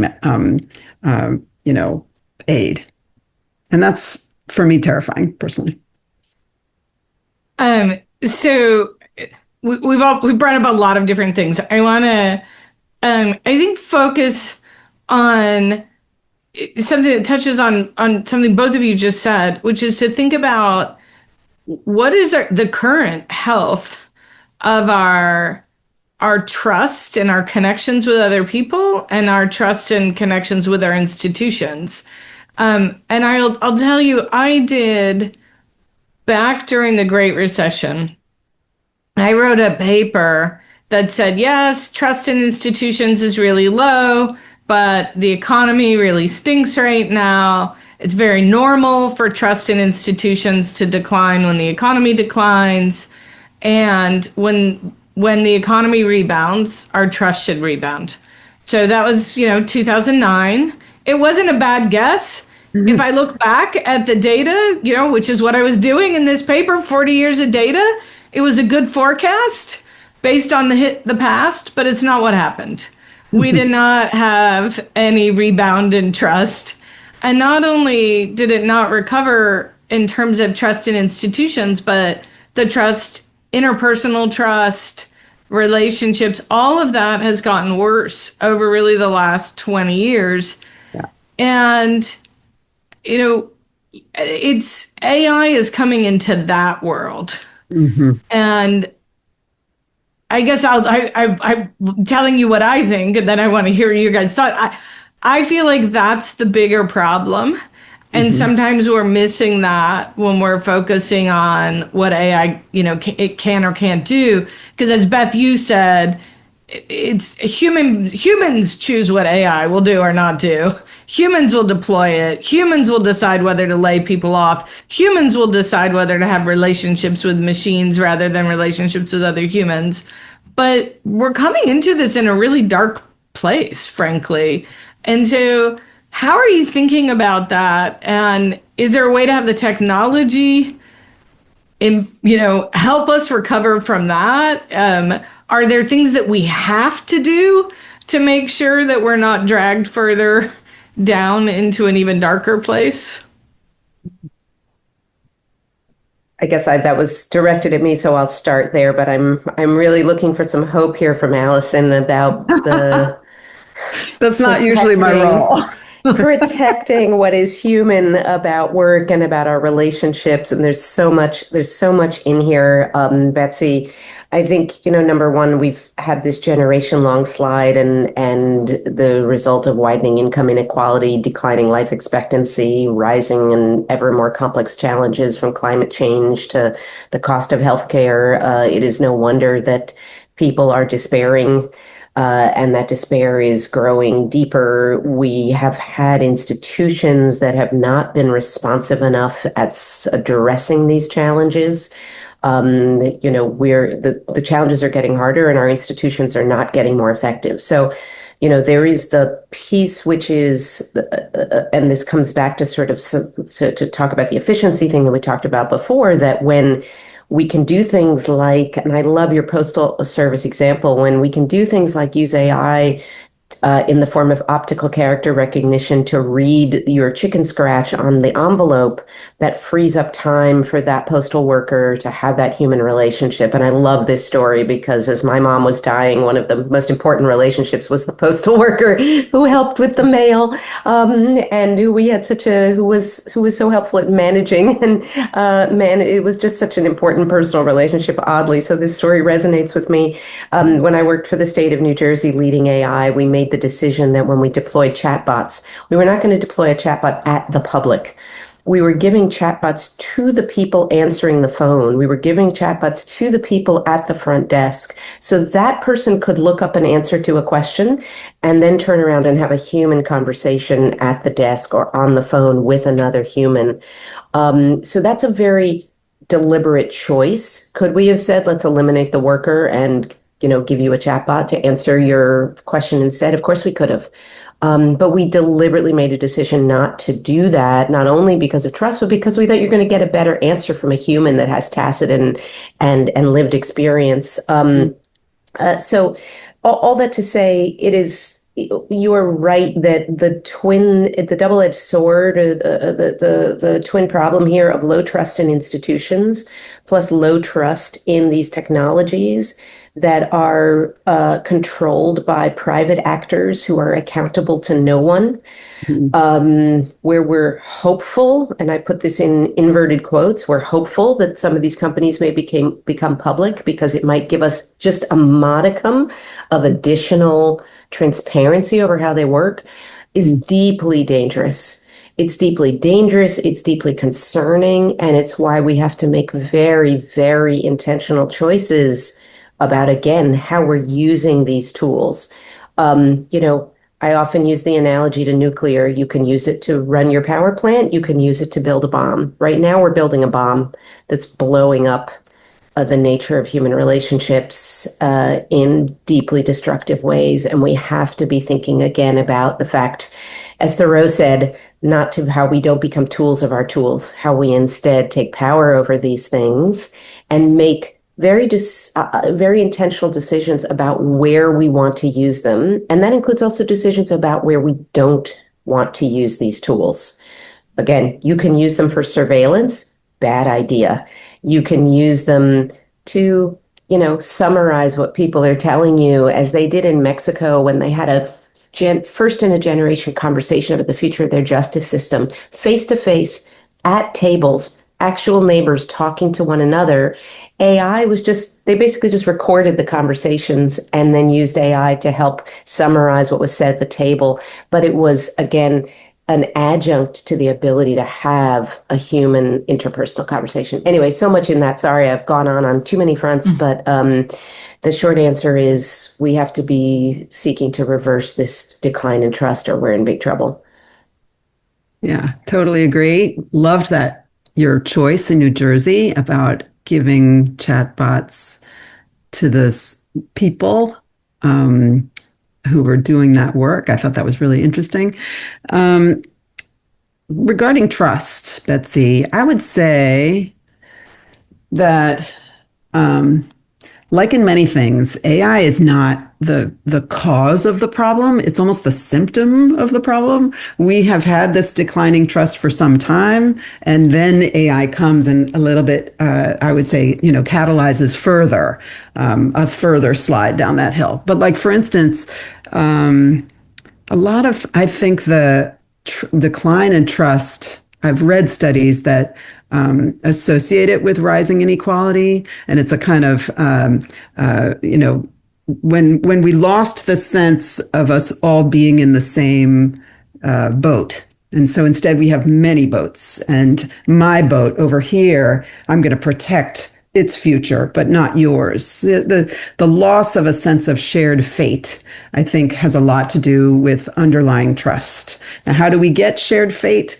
I don't want to be a broken record, but in my opinion, you get that by having these kind of everyday, mundane interactions across your everyday lives. So, and that's what's being automated. So what's happening is countries, not just the U.S., kind of advanced industrialized countries, are saying, we have a loneliness crisis. And at the same time, they're basically pursuing efficiency at every chance in public and in private enterprise. And so what you have is, like, you go to a restaurant now in California, say, and what's automated is the person who's supposed to be taking your order, that goes to a machine. What's not automated is the person making your order over there in the kitchen. So we don't have these kind of everyday interactions with people who are different from us in our community, with people who are kind of co-present. That to me is the kind of building blocks of trust. And I think it's why we come from a kind of depersonalization crisis where we kind of have lost the sense, psychologists call it mattering. Do you feel like you matter? And increasingly, portions of our society do not feel like they matter. And part of that is the loss of a shared fate.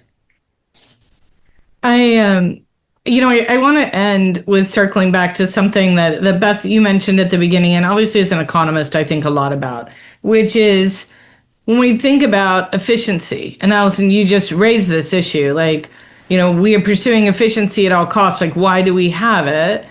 And of course, there are no increases in living standards without increases in efficiency. Those are synonyms, essentially. We increase our living standards by doing the same amount of stuff with fewer resources, and those resources can be capital or labor. The thing is where are we getting the efficiency from, and then what are we sacrificing? And I think that those are the bigger questions that I'm hoping we can all start talking about in terms of not just whose labor are we saving, but what are we giving up when we save that labor? And Allison, like you were mentioning, sometimes labor saving is coming at what, as an economist, I might call a quality. I am getting a less quality service because I'm not having that human interaction. But we do a pretty bad job of measuring that. And if people sort of accept this change, we're sort of left in a place where it might not be what we all desire. But I think the bigger question comes back to this point of inequality, which is when we save labor, who's benefiting, right? And I mean, we run into this with, now I'm going to bring it back to the institutional cultural. I find that Americans really struggle to accept things like, hey, we're richer as a country, so we should mandate vacation days.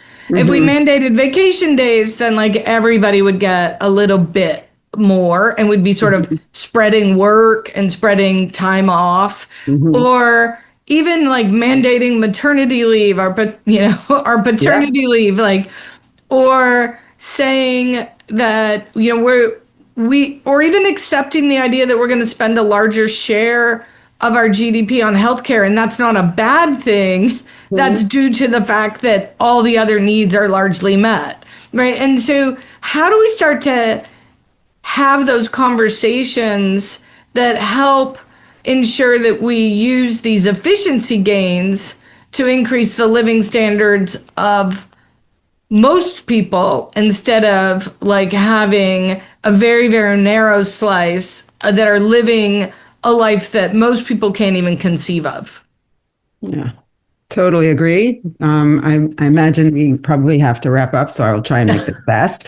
You're that's too big of a question for the end. Well, I think you're kind of saying, can you repeat the question? I'm sorry. And this we may have to edit over this. How do we start to have a national conversation that helps people see that the kinds of policies that, give benefits to workers are really about actually ensuring that labor saving is actually benefiting everyone and not leaving some labor saved out of work while others are getting higher profits from having eliminated other people from work. There's a whole different way we could do it where we save the labor and that labor goes on vacation. Or we could save the labor and the excess profits go to some tech oligarch. I guess I would say that the answer probably is institutions that we don't seem to have.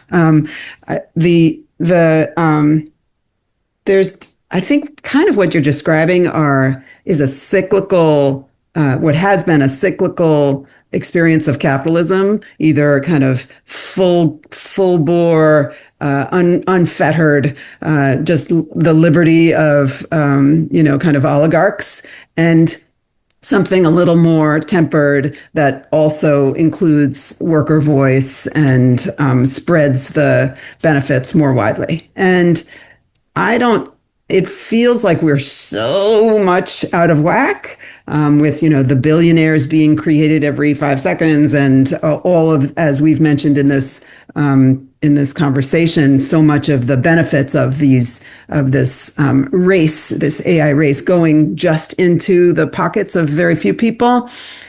It does feel like that there's a backlash to that. It feels like the end of that, or that cycle is going to move we're going to have a more distributive moment. Maybe that's the optimist in me, and maybe this is not my wheelhouse, so perhaps Beth will now correct me about what's coming. I would say that when you look at other places which not coincidentally have more trust, have more institutions, like Norway, for example, Norway just banned AI essentially for elementary school age kids for the use of it in education. And I think that is fantastic. I think that is so wise and requires, a leadership that can kind of see what AI is good for and what AI is not good for. And one of the things it gets in the way of is a relationship between teacher and student and early education, the acquisition of crucial skills. I would say, you hear about cognitive surrender, AI is leading to cognitive surrender. I would say AI is leading to connective surrender. And that's what we need to be really afraid of. And the thing that will forestall that, I can only hope, will be this backlash, perhaps leading to institutions, perhaps stemming from some real social forces coming from the bottom, saying, we don't want to live in an oligarchy, or we don't want to live in a situation in which these benefits accrue only to the very top. Let's distribute them more widely. Thanks, Allison. And Beth, why don't you take the last word? Too much pressure here. So very quickly at the end here, I think, and I love this term, I just want to repeat what you said about cognitive and connective surrender that we're at risk of, and it's why you see students booing at graduations when AI gets mentioned, and why you have this rise of a new generation of the neo-Luddite kids who switch to flip phones because there is a craving to at least explore if we can't rescue what is most human in our relationships. I think there are two practical things we need to do in terms of policy, in terms of our actions to enable that future. And it's perhaps a bit counterintuitive. One is maybe not at the elementary school level, but later, at least as adults, we need to learn what these tools are, what they do, what they're good for and what they're not good for. You can't have a seat at the table and be part of the conversation if you don't know what you're talking about. And whether that's policymakers on Capitol Hill or that's workers in the workplace, I think basic free training to understand what these tools are then leads to the second recommendation, which is giving people a seat at the table. It's including workers in the conversation around how you want to use these tools in the workplace so that we love efficiency and labor saving, right? You want to eliminate the drudge work. We want to get rid of the rote and the routine so to free up time for the interpersonal and the connective. But that conversation around how we want to use these tools is the second recommendation. And it needs to happen in our schools, in our workplaces, in our own families. The conversation about how are we using these with homework? How are we using these, in deciding what we have for dinner or in doing our work? So I think it's two things. We do have to invest in learning and training and making that free and accessible for all people. And the Scandinavian countries have been far out ahead in saying, Finland, for example, saying we're going to train everybody in AI. They did that years ago. And other countries saying we're going to make that investment. But then comes the second part, which is investing in the processes, the mechanics, the machinery, and the time time it takes for us to have the conversation about how we want to use these tools, which tools for what purposes, and what we don't want to do with them. So that would be my two recommendations, and they're not just global policy things that have to happen on Capitol Hill. They're things that I think we can do in our own homes as we have this conversation with our families about what these tools are and how we do and don't want to use them.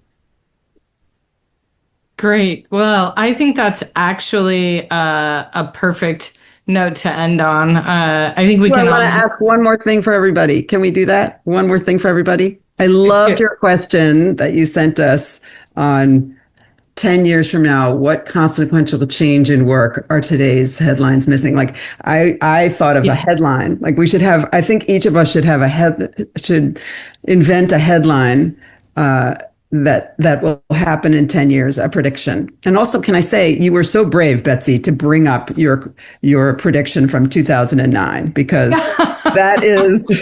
that's bravery to stand. At least you made a prediction. Exactly. So I think we should each come up with a headline. Okay. I volunteer you to go first, and then Betsy, and so to buy myself 3 seconds to think about it. Yes, I'm sorry. I did think about it earlier, and I don't actually know whether this is true. This is my most optimistic headline, and it was: rates of men doing connective labor achieve gender parity at last. And the reason there's a backstory to this. The reason is because I do think that as AI does more and more thinking work, the feeling work will be not only what it means to be female, but it will be what it means to be human. So I think men have to get on the train, because connective labor will be what humans are valuable for in the future. I totally agree. Yeah. Beth, do you have one? All right, so I will, in the interest of time, I will wrap up and say that the headline we ought to be having is not about AI replacing workers, but workers shaping how we use AI. That's my hopeful headline. Again, it's not a probability, it's a possibility if we embrace it. And so that's why I think we need to have something that we're aiming for. We need to have that mental model, that picture of where we want to go. And the place we want to go to is a world in which we are using these tools to give the public, workers, all of us, more voice in the decisions about how we realize these benefits and what we do with those efficiency gains. All right, Betsy, no escape for the moderator. You have to answer your own question. Well, my hope is that 10 years from now, we'll be talking about how few people took vacation back in the day. In the past, and how important vacation and time with family and connective time within your communities with no financial compensation, but how important that is for a life well lived. And so that's why I stay a tech optimist, is I hope it gives us all time to connect with the people that, we value in our communities. And let me end by saying I value both of you. And I am so glad I had this opportunity to have this conversation with you. Likewise. Thank you. Thanks so much, Betsy. And thanks you, Beth. For doing this. Thank you. Great. Thank you.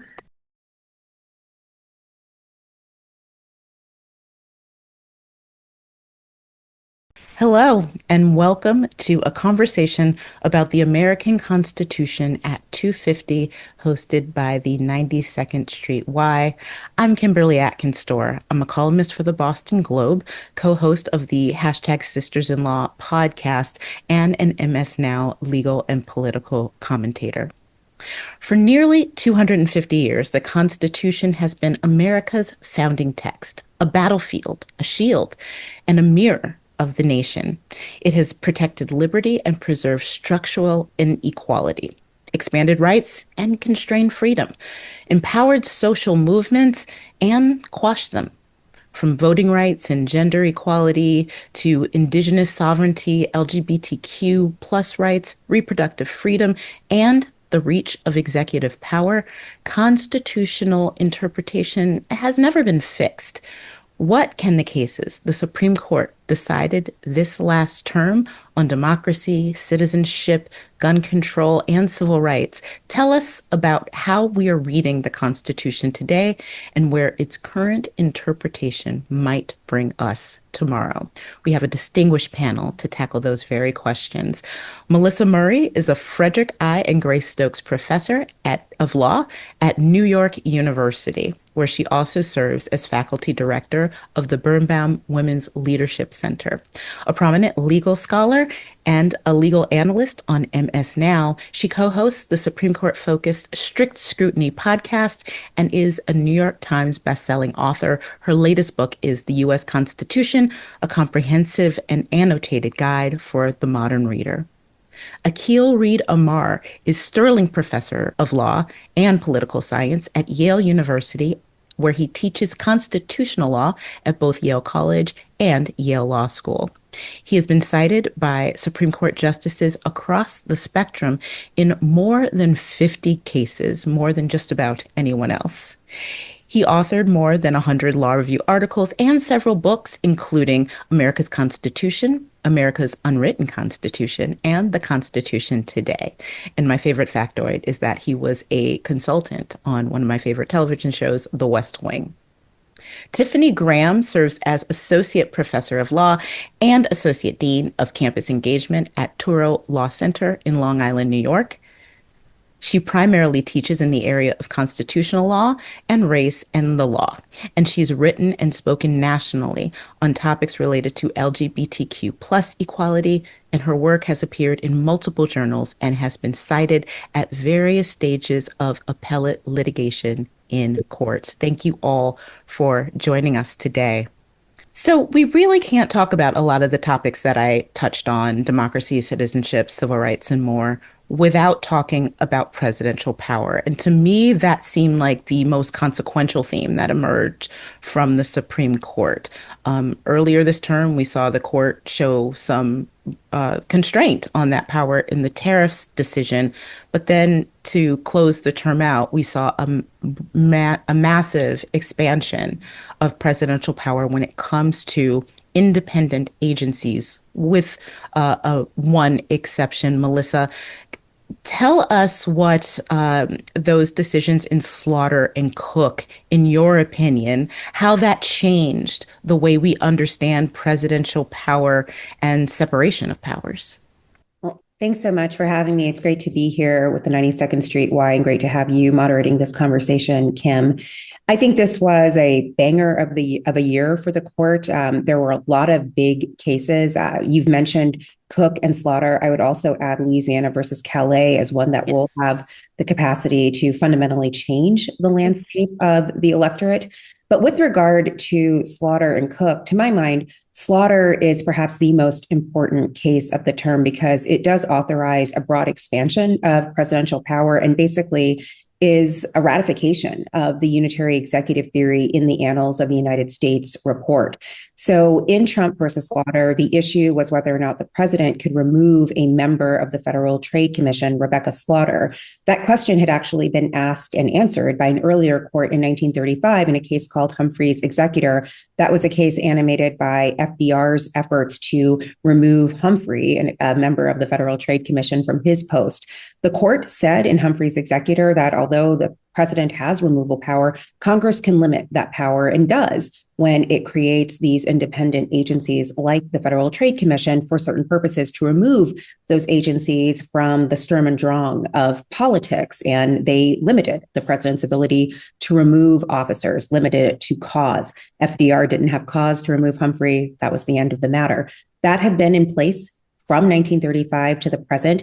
The court in Slaughter, again, endorsing this unitary executive theory that the entire power of the executive branch is lodged in the presidency. Therefore, the president is the person to whom all of this power is accountable. And if he wants to remove someone, he should be free to do so. And there aren't necessarily congressional limits on that. And so it authorized the president to remove Rebecca Slaughter, and it also overruled Humphrey's Executor.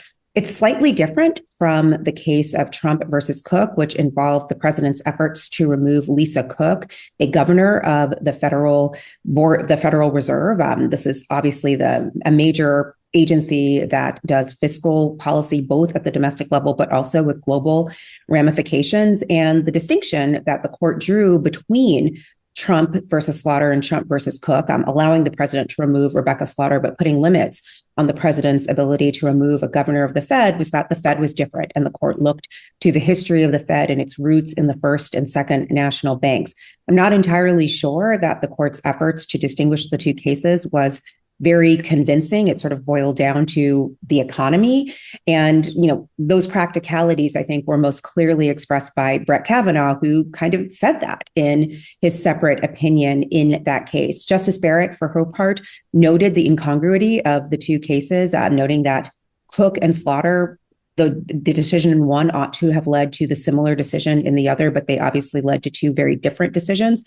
I might note that Trump, Slaughter, and the tariffs cases might be united through a single thread, which is that the outcomes are all outcomes that would be desirable to corporate interests. So the deregulation that would obviously be entailed with the president's efforts to remove members of independent agencies is obviously something that some corporations would like to see, but yet they also want stable global fiscal policy, which is why they are so worried about instability at the Federal Reserve.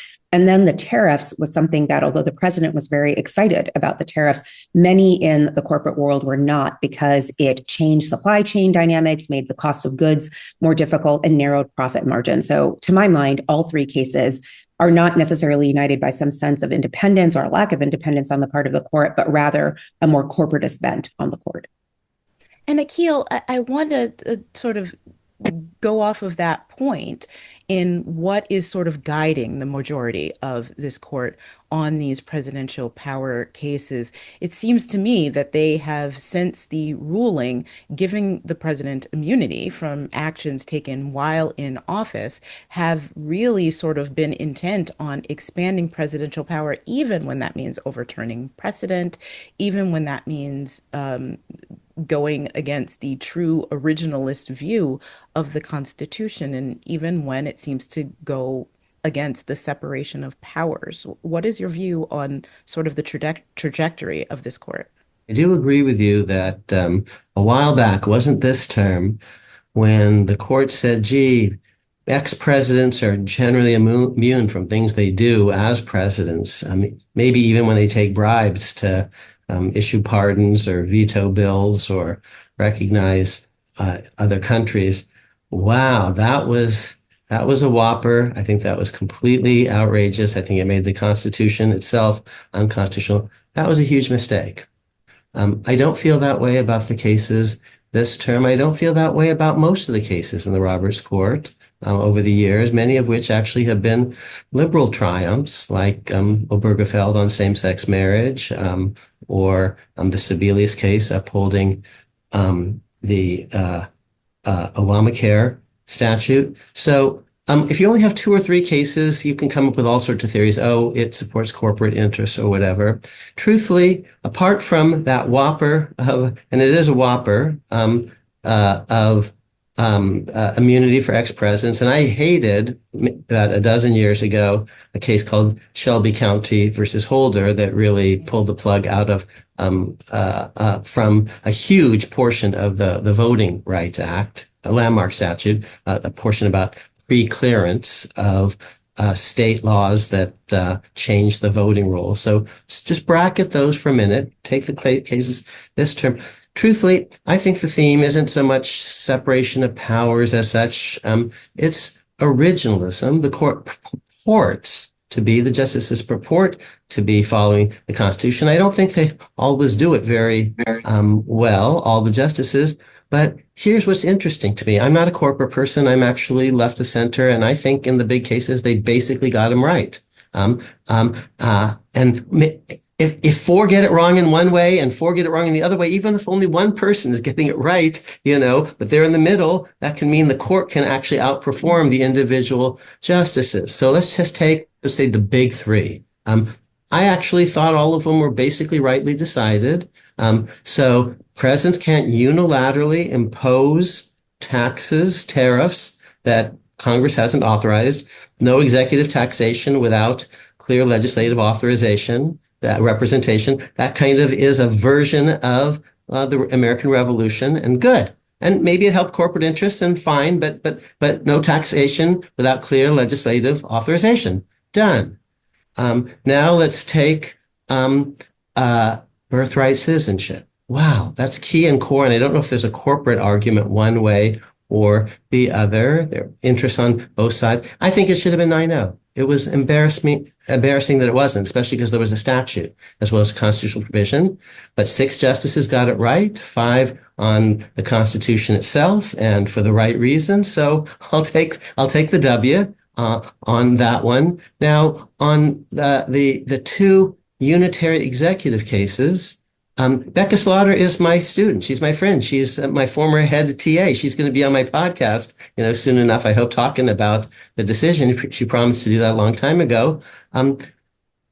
I don't think the independent agency decisions are that big a deal. I respectfully have a slightly different take than my friend Melissa. Here's why. Because even these so-called independent agencies, a president can actually, suppose the president told Becca Slaughter, here's how I want you to act in this case or that situation. And she said no. Then a president can say, now I have cause to fire. And the Supreme Court has never said that that's not cause. So I'm not sure, truthfully, there's that much of a difference between so-called independent agencies and the others. They're all appointed by the president. They're all removable by the president, whether for cause or at will. The Senate has to confirm these folks. You can say the independent agencies, well, some of them have to be Democrats and some of them have to be Republicans. But if you've got a compliant Senate, you're a president, you're a Republican president, you've got a Republican Senate, you can find someone who's nominally a Democrat name only, and stack the thing. You can reverse it for the Republicans. So it really turns out to matter much more than the formal structure of the thing. How powerful is the president? How much is the Senate willing to push back on it? Cards on the table. I was actually cited in the Trump versus Slaughter case for this unitary executive theory. George Washington, on originalism grounds, thought that basically people had to answer to him. So that doesn't actually keep me up at night. Even though Cook, hooray, I think the Fed is different on originalist grounds. The Bank of the United States was a different thing than cabinet officers at the founding. So I think there's some principled distinctions there, but truthfully, I'm not sleeping as well on that one because, he couldn't eliminate Lisa Cook on his initial theory, which was totally, made up. But tomorrow he can come up with some other excuse and she's still vulnerable. So, and in the end, I'm not sure that these formal distinctions are going to matter as much as whether the Senate is going to hold the president to account, whether markets are going to hold the president to account if he messes with stuff. I want to ask Tiffany, since you touched on birthright, which sort of, I think of birthright sort of as spanning both presidential power and civil rights when it comes to this docket. And on the birthright question, the court did strike down President Trump's executive order seeking to limit it. But on the constitutional question, it was something that was shocking to me also, that it was just 5-4 with one justice, Justice Brett Kavanaugh, saying that he strikes it down on the basis that it violates federal law, not actually the Constitution. Tiffany, when I read the first sentence of the 14th Amendment, it seems that the citizenship clause says what it says. And I agree with Akil that it should have been 9-0. What are your thoughts?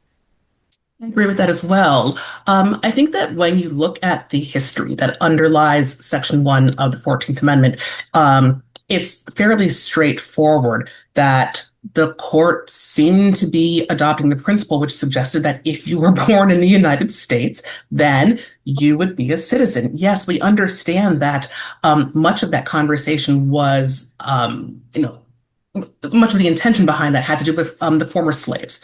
Yes, we understand that. But that does not mean that it was exclusively about that. That does not mean that is the appropriate way to understand the meaning of the citizenship clause. And so the fact that there has been a robust conversation among historians, in particular legal historians, around this issue for approximately the past year has been a bit surprising. And, there have been some controversial ideas introduced and injected into this conversation around that debate. I was very glad that this fairly fringe theory that was injected into the mainstream, suggesting that if you were not born in the United States, if you were born in the United States, there was a possibility that you would not be a citizen. I'm glad that that was rejected, but I don't actually find persuasive the arguments in the dissent suggesting that there should have been limitations that were placed on that principle. I don't find, for instance, the specter of birthright tourism to be very scary or persuasive or anything like that. I don't know how many people are actually coming to the United States just for the purpose of having children here and then scarpering, leaving right away. Does it happen? Of course, many things happen, but is this a primary concern? I don't believe that it is. So when thinking about the meaning of the 14th Amendment, thinking about the analysis that the court put forward, I was actually quite surprised that this was as close as it was. Even coming out of the oral arguments, I was surprised that it was as close as it was. I mean, I wouldn't have been terribly surprised by 7-2, but 5-4 on the constitutional question was really quite surprising. Yeah. I will say also that I was surprised about the way that Justice Kavanaugh split the baby in this case, as between the statutory interpretation and the constitutional interpretation. I mean, I understand he's offering his own point of view, but at the point that, the majority has said, well, let me back up a moment. Kavanaugh's opinion seems to open the door for continuing to play around with this argument in Congress, for people to try to pass a statute that would limit a birthright citizenship for the purpose of seeing if they can take another bite at the apple, especially if the composition of the court should change. That is very troubling to me for lots of reasons. But I'm just surprised that it came down the way that it did. Yeah. So just sticking with you, Tiffany, and I know it's the Calais decision, which largely gutted Section 2 of the Voting Rights Act, has been mentioned a few times. I think it was the most consequential decision of the term. Again, that connection between Congress, which passed and ratified, reaffirmed this law for 60 years, and the Supreme Court first gutted one part of it in 2013 in the Shelby County decision, and seems to have, in my opinion, laid waste to the rest of it in the Calais decision. Tell me what that should teach people about the current court and how it has changed from courts of the past. That's a really interesting question, and I will confess that I'm not quite sure how to parse all of the various ideas that come to bear when you start thinking about election law, and in particular race and election law. But certainly one of the things that is a point of concern for me is the degree to which the conservative majority on the court will sometimes put their finger on the scale and look at the GOP and say, heads you win, tails they lose. You look, for instance, especially at Purcell principle cases, this notion that when an electoral change comes too close to an election, that the electoral change should not be able to go into effect. And too frequently, what we seem to see are instances where that principle is adhered to when Democrats would benefit from it, but is not adhered to when Republicans would benefit from it. And, when you think about that in the context of Calais, we had elections, we had primary elections that were actually in the midst. They were going on when this decision came down, and Republican legislators in the South immediately rushed to begin to redistrict. People did not know who they were voting for anymore. They did not know what district they were in anymore. This is precisely the kind of chaos that Purcell was supposed to prevent, address and prevent, and the Supreme Court allowed it to happen. So thinking about Calais specifically, though, there is a genuine concern here. Lots of genuine concerns, but in particular, thinking about Black representation and the history of anti-Black discrimination that has existed in the United States in the context of elections. In this case, the second majority and minority district that Louisiana had created was stricken as as a constitutional violation, and the Supreme Court watered down Section 2 of the Voting Rights Act by making the test not the results test that had been previously approved in the 1980s, but much closer to an intent test, which is much harder to prove, especially when the Supreme Court is disinclined to treat, specific attacks on Black voters as specific attacks on Black voters, and instead is inclined to treat them as specific attacks on Democrats, even though the way that they're attacking Democrats is to attack Black voters. So when you see that, it does not offer confidence when thinking about how the court is likely to respond to similar kinds of issues in the future. Now, I don't want to overstate the point, because one of the things that the president has been very concerned about, very vocal about, is mail-in ballots. And the Supreme Court did not give him his way on mail-in ballots this term. He wasn't part of the case, but certainly he did not get the outcome he would have preferred in that case. But in the context of race, the Supreme Court has proven over and over again that it is concerned about the history of race-based discrimination that exists in electoral politics in this country. So that's where I land.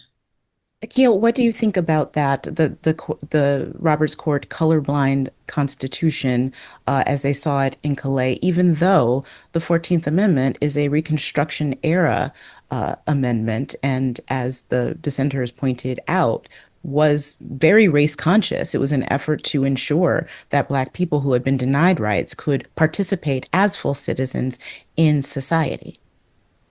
Yes, the colorblind a metaphor that you invoke, I think, is descriptive. The court, I thought it was, as I mentioned before, that the Holder case, Shelby County versus Holder, 2015, something like that, was really disheartening to me. And that was limiting an epic statute. The people risked their lives for it, people like John Lewis, Voting Rights Act of 65. And that was restricting enforcement. This is of a piece with that. Truthfully, in the short run, Calais, I think, I'm a Democrat, will hurt the Democratic Party, it will hurt the Congressional Black Caucus. In the long run, there may be actually certain advantages to having more Blacks as swing voters in many more districts. This actually, the interpretation of the Voting Rights Act that we had pre-Calais, a case called Jingles, helped the Congressional Black Caucus, but it also arguably helped the Republican Party. And the Supreme Court was not trying to help the Democratic Party. I'm very clear on that. But the long run consequence of this may end up being not so horrible for Democrats. Right now, the biggest beneficiaries of that Trump ex-president immunity case are named Barack Obama and Joe Biden, because Trump can't go after them as ex-presidents. So sometimes there are these ironies. But colorblindness, Kim, I think is a nice metaphor, because the court, I think, is saying, and maybe it's because of the election of President Barack Obama, wow, it's a different world. So we shouldn't do as much affirmative action. Bakke is no more. Let's actually have colorblindness in admissions. And in the Harvard case, Students for Fair Admission. Wow, we don't need these special rules for majority minority districts because Barack Obama was president, and the Republican Party likes to jam Democrats as such. And if they had been white Democrats in that district, I think the Republican Party would have gone after them too. So the court is, when it wants to be, I think, moving toward a colorblindness idea. But then I know it was weird because in a case involving gun rights in Hawaii, they said there was this law passed in Louisiana and it doesn't count. It regulated guns from the 1860s. It doesn't count because it's a black code, but actually that was a colorblind law. And in fact, it was kept on the books by Louisiana when it was overwhelmingly a black government in the mid 1870s. So, but you're right. Keep your eye on this color blindness meme. I think it is a meme of this court, and we're going to see it going forward. You're right. Yeah. Melissa, I wanted to give you a chance to talk about the colorblind Constitution idea, and also just give a final thought as to what you are looking for, where this court might go next, whether it's on the issue of gun rights or something else. But the colorblind Constitution in Calais, is Reconstruction era amendments different than the rest?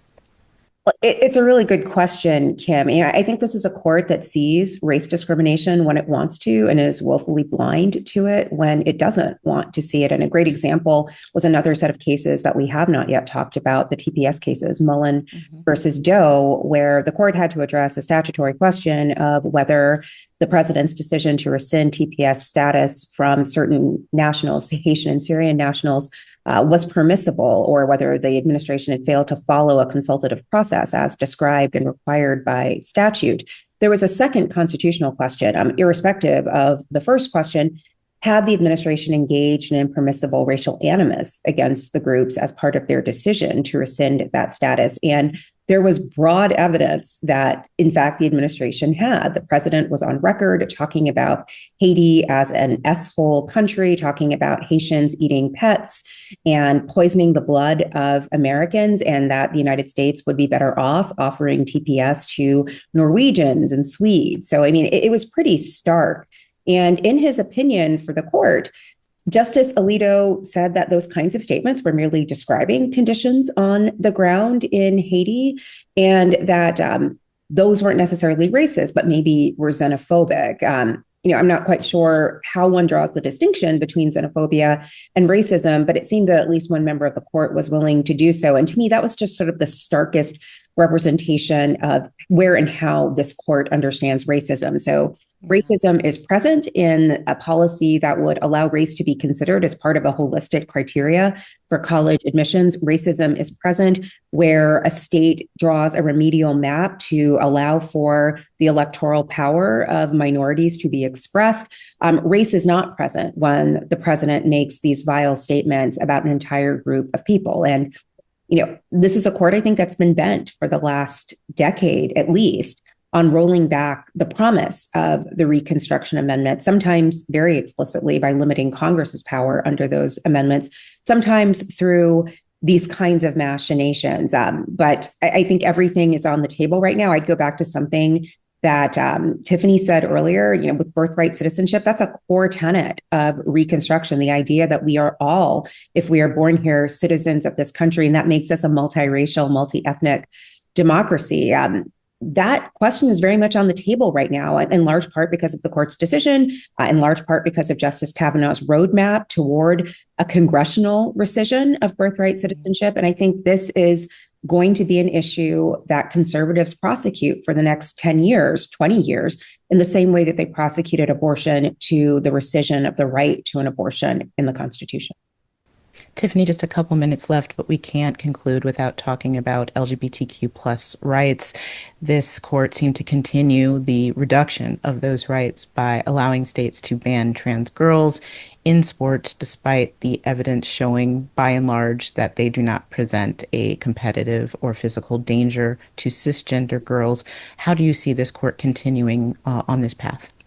That's a really wonderful question, and I'm very concerned. I mean, in the big case we had this term, West Virginia versus BPJ, the Supreme Court, as you said, held that the restrictions on trans girls in sports did not violate Title IX and did not violate the Equal Protection Clause. My concern for the future is whether or not they're going to affirmatively find that permitting trans girls to participate in sports is going to constitute a violation of either Title IX or the Equal Protection Clause. And, we will see where that goes in the future. But the court has definitely shown that it is, despite what Kavanaugh does this, Kavanaugh will write an opinion that is restrictive in nature. And then at the end, he'll try to say something very kind about how everyone on all sides people are of good faith and we should be quite nice to each other. He did this in the Dobbs decision. And, we see this instinct coming up here again.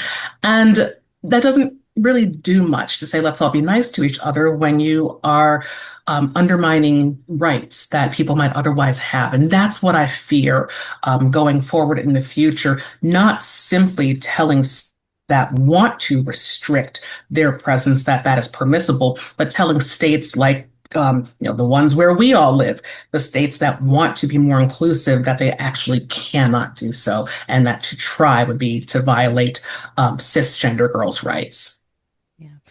Well, trying to break down this past term and what it means about the Constitution is a tough task to do in 30 minutes, but this panel was up for the job. Thank you so much for joining me in this discussion.